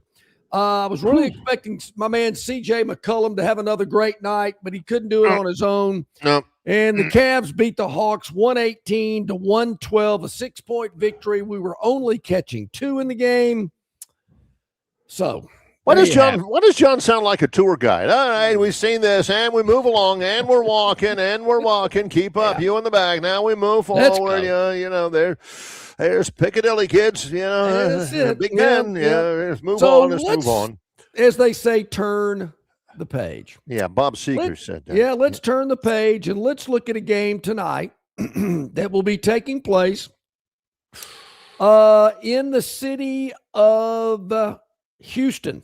Okay. It is a 7:00 tip. Don't see any TV here for this game, but the Philadelphia 76ers traveling into Houston to take on the Rockets tonight. Of course, the 76ers in the Eastern Conference, they're still in the playoff hunt, still trying to get some stuff together. They've lost 2 in a row, so they got to get their act together. Going up against a Houston Rocket team, Barry, that's won 7 in a row. But Houston has that X next to them in the Western Conference standings, which indicates clinched playoff berth. But Houston is just 1 game behind in the race for a home court advantage in the first round of the playoffs. That's right. And they want that. Yeah, I guess they do. But it's also, I hear, Barry, this time of year, it's who do they want to face early? I heard some people talking yesterday about do you want to face the Pistons or the Celtics first in the Eastern Conference? The Pistons won that conference, but most people think Boston's the better team. They don't want any of Boston right out of the gate. Could be the same scenario with the Houston Rockets. That's why we're going to put our faith into the Philadelphia 76ers tonight, who are scratching and clawing a little bit harder, and they're catching 4.5. We're taking the Philadelphia 76ers as the Phantom's Daily Dog today, catching 4.5 at Houston tonight. Well, there's our Phantom's Daily Dog. We are done with college basketball because as of Monday night, Michigan holds off UConn to win the national championship 69-63 in Indianapolis. Now it's done. This is our final visit of the basketball season with our basketball insider, Bart Hyche, who joins us here. Bart. How you doing, my man? How we doing, gentlemen? Doing well. Michigan, UConn, takeaway there. How did it happen? And what's the ultimate takeaway from the national champion, Michigan Wolverines? I think they were the best team all year. Longer or more so than anybody else. They could beat you so many different ways. but the defense, Barry, was elite. Oh. And that way that they were able to just dictate how UConn was coming off those screens and those sets, that Michigan was physical, the ability to not be affected by position or size defensively, it didn't matter who was on who. Even at times, Cadeau would be in the post, and you never really saw people go down and score him a lot because you would have Mara always lurking. Yeah. And all those teams, all those bigs, there were a lot of turnovers down in the post because they were looking for Mara or another shot blocker. So, but I thought I was saying on our show that what Cadeau did to UConn's guards is the ultimate disrespect. It's one thing to do his hair. That used to be what our team. That's what happened to me. I got my hair did too much. Looks like, but on a serious note, like the ultimate disrespect is not giving a guy buckets or dunking on him. It's getting him out the game, and he put both them guards out the game with foul trouble, and they couldn't even play. Oh, yeah, or had a lot to do. And so you can't do that on the blacktop because there's no 5-foul limit, but you can do that in an organized basketball game. And I just felt like the understanding of tempo of what his team wanted to do and the pieces that Dusty May put together, it was on full display, not taking anything away from UConn. But Danny Hurley knew he didn't have the better team. You could hear him talk in the pregame, and he had to muck it up. It was a Kip Kissinger game, which is perfect for Danny Hurley, but the physicality, it didn't go the way he thought it might. Congratulations to Michigan, man. And that is that was an impressive run. First time since 2000, the Big Ten. I love seeing the Fab Five there. They were a big part of my childhood. Yeah. I was a Michigan fan and not Duke fan. But, so I thought it was great. And congratulations to Dusty May. And they may be here to stay for quite a while. You touched on something that I wanted you to expand on. I heard a couple of things the commentator said that I thought were interesting. Number one is that Hurley, that this is the kind of game he wanted. He wanted to muck it up, slow it down, felt like that was the best way that they had a chance to win. They fell short, but I do think they played that type of game. And also that Michigan was tired. They just looked tired. I mean, they weren't making a lot of threes. Looked like this tournament had kind of taken its toll on them. Your thoughts about those two statements? What the first one? Tell me the first one again. About mucking it up, playing the type of game that UConn kind of set the tone. Even though they fell short, they played their kind of game. Yeah, I think it all goes together because you have to make Michigan uncomfortable. Or any team uncomfortable and play in ways that they don't want to play, or invoke your will with what you're doing, that they can't stop, whatever that is, offensively or defensively. Those two are fine. Those two statements are legit, but I would say less Yaxel because of the injury than Tyler. Right. Because he is what makes all that stuff go and look quicker. And especially in like secondary break, I'm going to tell you something. I'd like to see a stat on how productive he was, Barry, when he caught the ball in secondary break and got downhill going right. Oh. In secondary break. Yeah. Before the defense gets set up. The way, John, the reason I can't I can go to your point a little bit, but Michigan's bigs outran people down both ends of the floor. That's effort. All year long, they did that. And they made at 7'3" and, 6'9", Morrow was beating people down court. Everybody's worried about Mara. Like I told y'all on the show last week, Mara is the problem. Johnson is the X factor. If Johnson was on a team by himself as a post, he'd average 22 and 12. I mean, but that's not how it is. Like Michigan, I think you can make those statements, John, but I do think Michigan looked a little less explosive because Yaxel wasn't what he normally is. Yeah.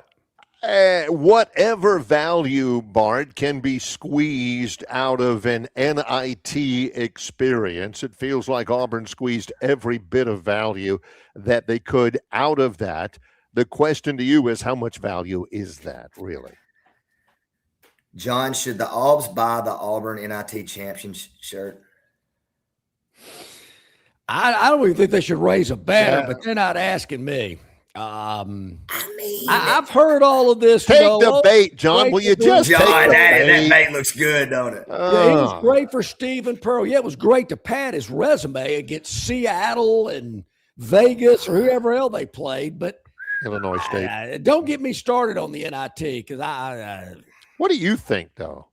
I think it doesn't matter what you're playing in if the guys want to play and they come together as a player. Yeah, it's not what you wanted. Yeah, you could be the 69th best team. Yeah, all these other teams are going to a different tournament that's not what have you. But, like, the reason that I've got it, Stephen Pearl and those kids deserve credit. I mean, Keyshawn Murphy left the team. It didn't show back up after the SEC tournament now. I mean, and that's a pretty big piece. No doubt. What that did do, though, is, like I said, all year, I didn't see the Overton that I thought I would see that had progressed from Texas Tech. I thought he was more, you could play through him, the left hand. Right. They started doing that. And then all of a sudden, he's a matchup problem. He starts playing with confidence offensively, starts getting downhill, shooting a bunch of free throws, creating. But I can't hate, John. I can't hate on a team for practicing and it's like, should Mississippi State have turned down a 5-7 bowl bid and not gotten those extra practices? No. It's kind of the same thing. Yeah. So getting that time. But I think for Stephen Pearl, here's one little thing, John, and Alabama fans don't want to hear this because they don't think there's nothing to this, but that Auburn spirit. Oh, you got to convince me. The way they got that last turnover and won that game or got that 5-second call, that felt like old Auburn Neville Arena times. And then you can go into the offseason with that. You can go in with a recruiting pitch and say, we just put it together a little bit too late. You know, the thing that just really breaks my positive heart, though, Bart, I just feel so badly for that Auburn family and that Auburn spirit. They win the NIT, and then the next night they get run ruled by Jacksonville State in baseball. I mean, they just can't catch a break. It's tough times on the plains, John. Well, as long as John's there, this is not the first time he's brought up that point. Yeah, great NIT, run ruled by Jacksonville State. John couldn't tell you the first thing about the Auburn-Jacksonville State game. Not one. Except they got run ruled. I know that. I mean, that's the only thing I need to know. I give them credit about 2 or 3 times a year. This is one of them. Let me run with it. All right, question here. Half of the eligible players on Division I basketball rosters are in the transfer portal. If the transfer portal rules existed as they are now back when you played, would you have lasted 4 years at Mississippi State? Well, if the social media world would have been where it is back when I was playing, I wouldn't have made it to college. So there's a lot of stuff that didn't, No, I would have left after my sophomore year. I averaged 13 points a game, or 12.9. You can't give you credit for after a 10th of a point, John. Even 30 years later. Yeah, half a point. I had a great sophomore. 10th of a point, no. That's kind of like having a 2.9 or a 3.0. That's right. That's exactly right. But I had averaged 12.9 points a game for an entire season in the SEC. Now, we weren't great. But Horatio Webster and Horatio had one more year, but his high school point guard teammate was coming to play with us. And, that was going to put some damper on my minutes and stuff. And I would have been a high freshman year, probably not after the Final Four, just being a part of that team, wanting to come back. Things were so much different, but I genuinely, when I saw all that was coming in that I was going to have to compete against my junior year, I had a lot of I had people in touch. I had people calling the dorm room, texting me, getting in touch with my dad, asking was I happy. Man, they saw a bunch of players that State's done sign. Man, Bart gonna be okay down there. Well, I mean, I just felt like it was my job to lose, and then I had some off-season trouble, and that kind of put a damper on everything and just never really recovered. But the reason why I asked, I would have, yes, John, to answer your question. But the reason why the question's asked is because, I mean, you love Mississippi State, but you still would have, Phil would have had to go. Nowadays, with everybody in the portal, I mean, half of the rosters are in the portal right now. That's not good, right? Well, we had Bucky McMillan on, and he was very candid about just how difficult it is, how it's in every individual relationship, is different. Kids are looking for different things. Parents are looking for different things. The agents are so running college basketball that, everybody's just kind of got to get in line. There's a lot of money being made, right now. And there's no end in sight for that, getting streamlined, if you will, to go business term, in a more congruent way for everybody. Everybody's at opposite going after theirs right now. Players, coaches, agents, everybody.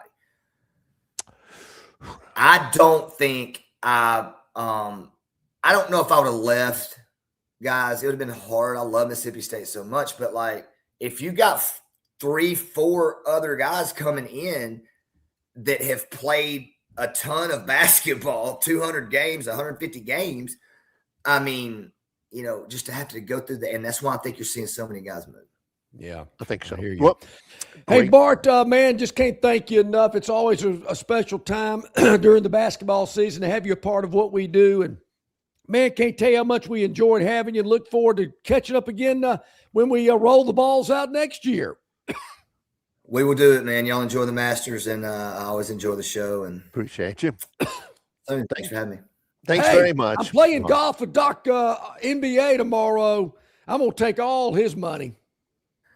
Yeah, make him put everything out. Oh, he's ain't no doubt. Yeah, I promise you that. A little Camp Creek tomorrow, John. The next 2 days, little Camp Creek. Sweet. I'm gonna go over and hang out with the bougie people. Yeah, appreciate you very much, Bart. Bart Hyche, appreciate that. Good stuff. Insider. We'll come back with the Gurn Jr. Victoryland 777 topic wheel next on Longshore and McKnight in association with Yellowhammer News, presented by Bud Light. The Montgomery Regional Airport is getting better the more you use it.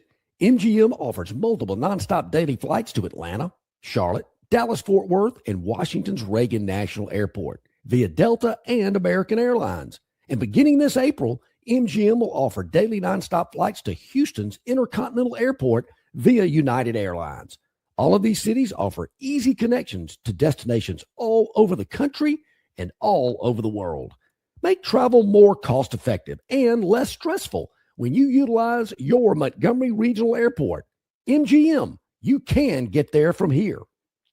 Don't miss your chance to win big at Victoryland Casino. Play the latest, hottest, most exciting games around with fun bonuses and big jackpots. Don't miss out on your free play. Stop by Player Rewards today and check out this month's exciting free play promotions. Come see why our players keep coming back. You'll have more fun at Victoryland Casino, where you can be a winner too. Victoryland Casino, located off I-85 exit 22, Shorter, Alabama. Must be 21 or older. We're back at it here, about 8 minutes to go on the Thursday edition of Longshore McKnight. I see the Victoryland 777 topic wheel warming up there in the green room. There it is. Yep, brought to you by Victoryland 777 Casino, exit 22, I-85 in Shorter, Alabama. Let's close the show off with a flourish. Don't have any idea what any of these are, but they're always pretty good. And we just take them as they come. Is that possible? Is that possible? Is that possible? Minor league team scores 10 runs on one hit, 8 before the hit in one inning. That is possible. If any of you ever have kids that play coach pitch or your first year of kid pitch, when you have like 19 walks in a row, this is New Hampshire versus Portland. This guy's terrible. Yeah. And then this next guy, he can't throw strikes either. And here he goes. And that's ball 24. Here's a wild pitch. They're in the second inning. I mean, the catcher's got to be going, what the heck here, buddy? You're working me to death. New Hampshire scores. This is when you take it to break, like if you're a play-by-play announcer. Here in the bottom of the second inning for New Hampshire, 10 runs, 1 hit, no errors, and 3 men left on base. You don't hardly ever see. Look at that. 10 runs, 1 hit. Portland, 2 runs on no hits. You know, Barry, that's when your pitchers. That's way too much information. I don't need to know all that. Just give me the score. I don't need to know how many hits. I don't need to know how many errors. Just tell me what the score is. Well, why does baseball have to be so difficult? That way, John can cut his duck into the baseball game from a minute and a half to just 20 seconds. All right, what's the score? Fine. Moving on. Yeah. Jeez, that is awful, matter. Though. Back at it. Here we go. Right. From Sulphur, Louisiana. I imagine in the many years, this is probably my 170th different place I've broadcast the show from. Ooh, Neil Armstrong? Neil. It's my buddy. Neil. Who is Neil? TikTok. Ooh, Neil the Shark?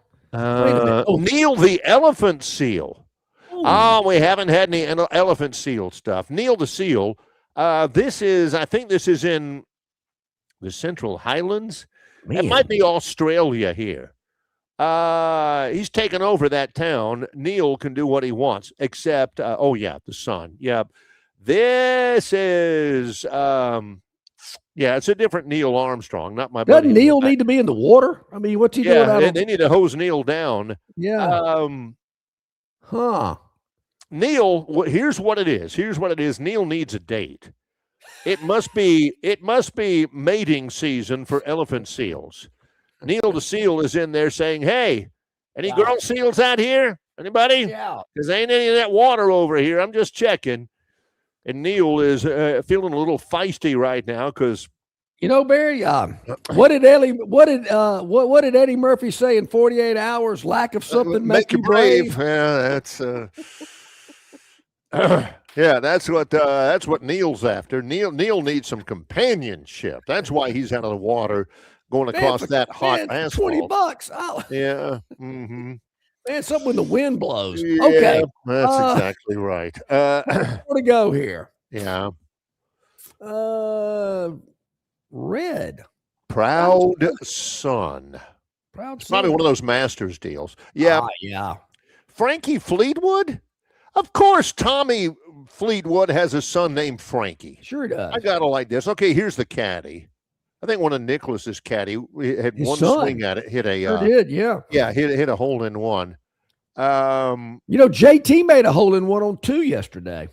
That is Fleetwood in the par 3. Yep. Boy, there it goes. Look at that. That's boop, boop. Nice. There you go. Yeah. Like that. Yeah. You just don't want to win the par 3, Tommy. No, because you won't win the tournament. I think Fleetwood might have a good tournament this year. There's Frankie down there. Yeah. Okay. Yeah. There you go. Okay. Hold it. Now I will say, Barry, I don't know this, and they'll never admit it, but the contours of the greens on the par 3 course, I think were designed and built for hole-in-ones. Yeah. It kind of funnels it all into it. Yeah, it kind of funnels into. If you hit it on a particular part of the green, you got a good shot to making it close. I got you. So there we go. All right, got to move along here. That's a good one. We love the par 3. But yeah, don't ever bet whoever wins the par 3 to win the event. It doesn't happen. This is called Waiting for It. Been waiting for it. The Orioles, Gunnar Henderson out of Selma, Alabama. They have not been good so far for the Orioles. 2-2, top of the 8th. Henderson's about to go yard. He's such a good player in front of a partial sellout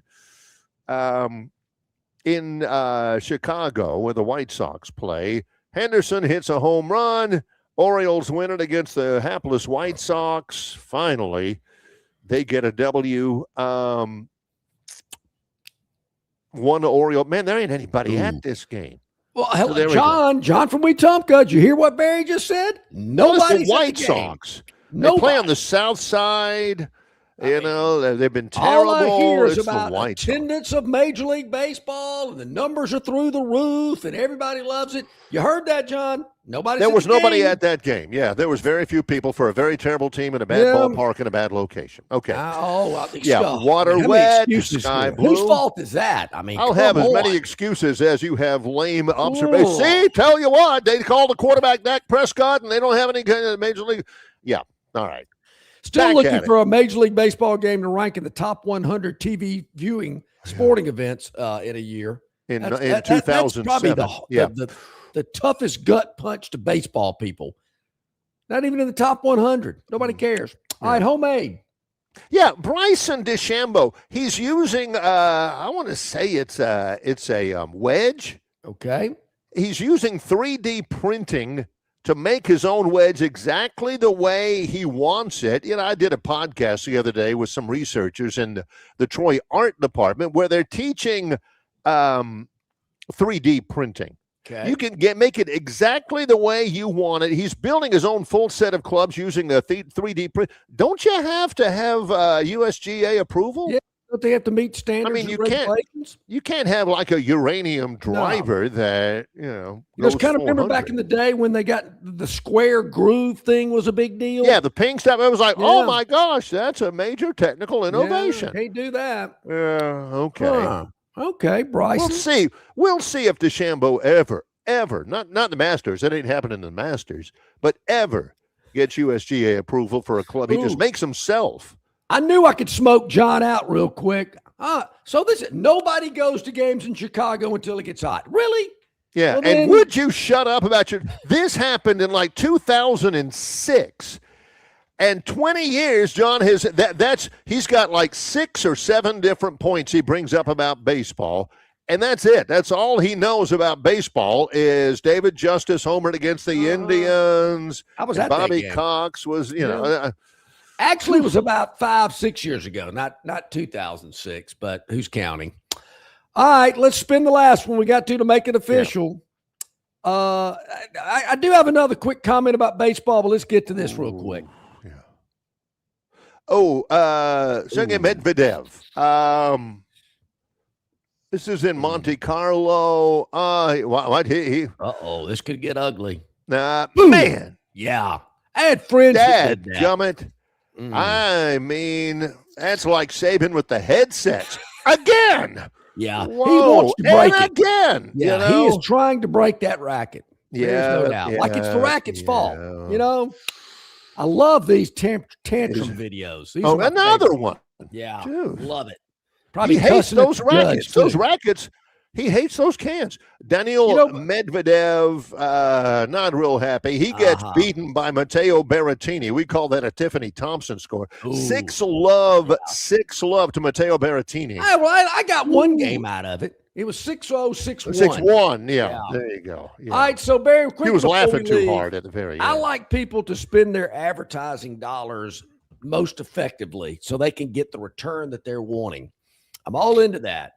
I saw a billboard yesterday in our fair city of Montgomery promoting Braves baseball, and it said, your hometown team had these Braves players, something about this, place you got to go spend $19.99 a month to watch Braves baseball. And I'm thinking, what? That's got to be the biggest waste of advertising. We're not even a Braves town, number one.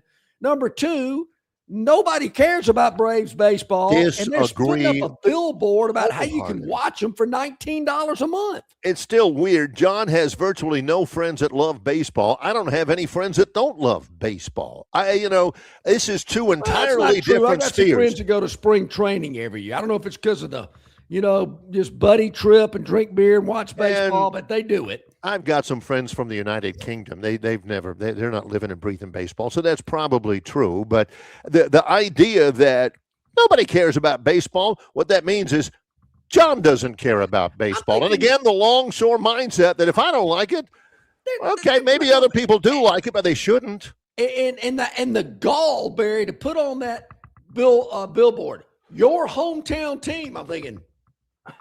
Absolutely. Am I in Montgomery? I'm telling you, it is. John is a big billboard guy. I'm telling you. What? Auburn put a billboard up? Billboards? They've actually got an Auburn billboard up over by Perry Hill Road, something promoting like the vanity car tag or something. Yeah. So there we go. We're 3 minutes into it, so John could make sure he gets that last little billboard and baseball diatribe in. 3 minutes overtime, and I got to catch a bus. Oh, you did. But hey, John's not looking at the clock. Hey, tomorrow, Barry, we have got Josh Harris, the Moneyline Magician, and Will Fisher, some Masters golf talk from the director of golf at Capitol Hill on the RTJ Trail. I'll be at Stiver CDJR tomorrow. And I think I'll be in Texas tomorrow for the final show of the week. It's Longshore McKnight in association with Yellowhammer News, presented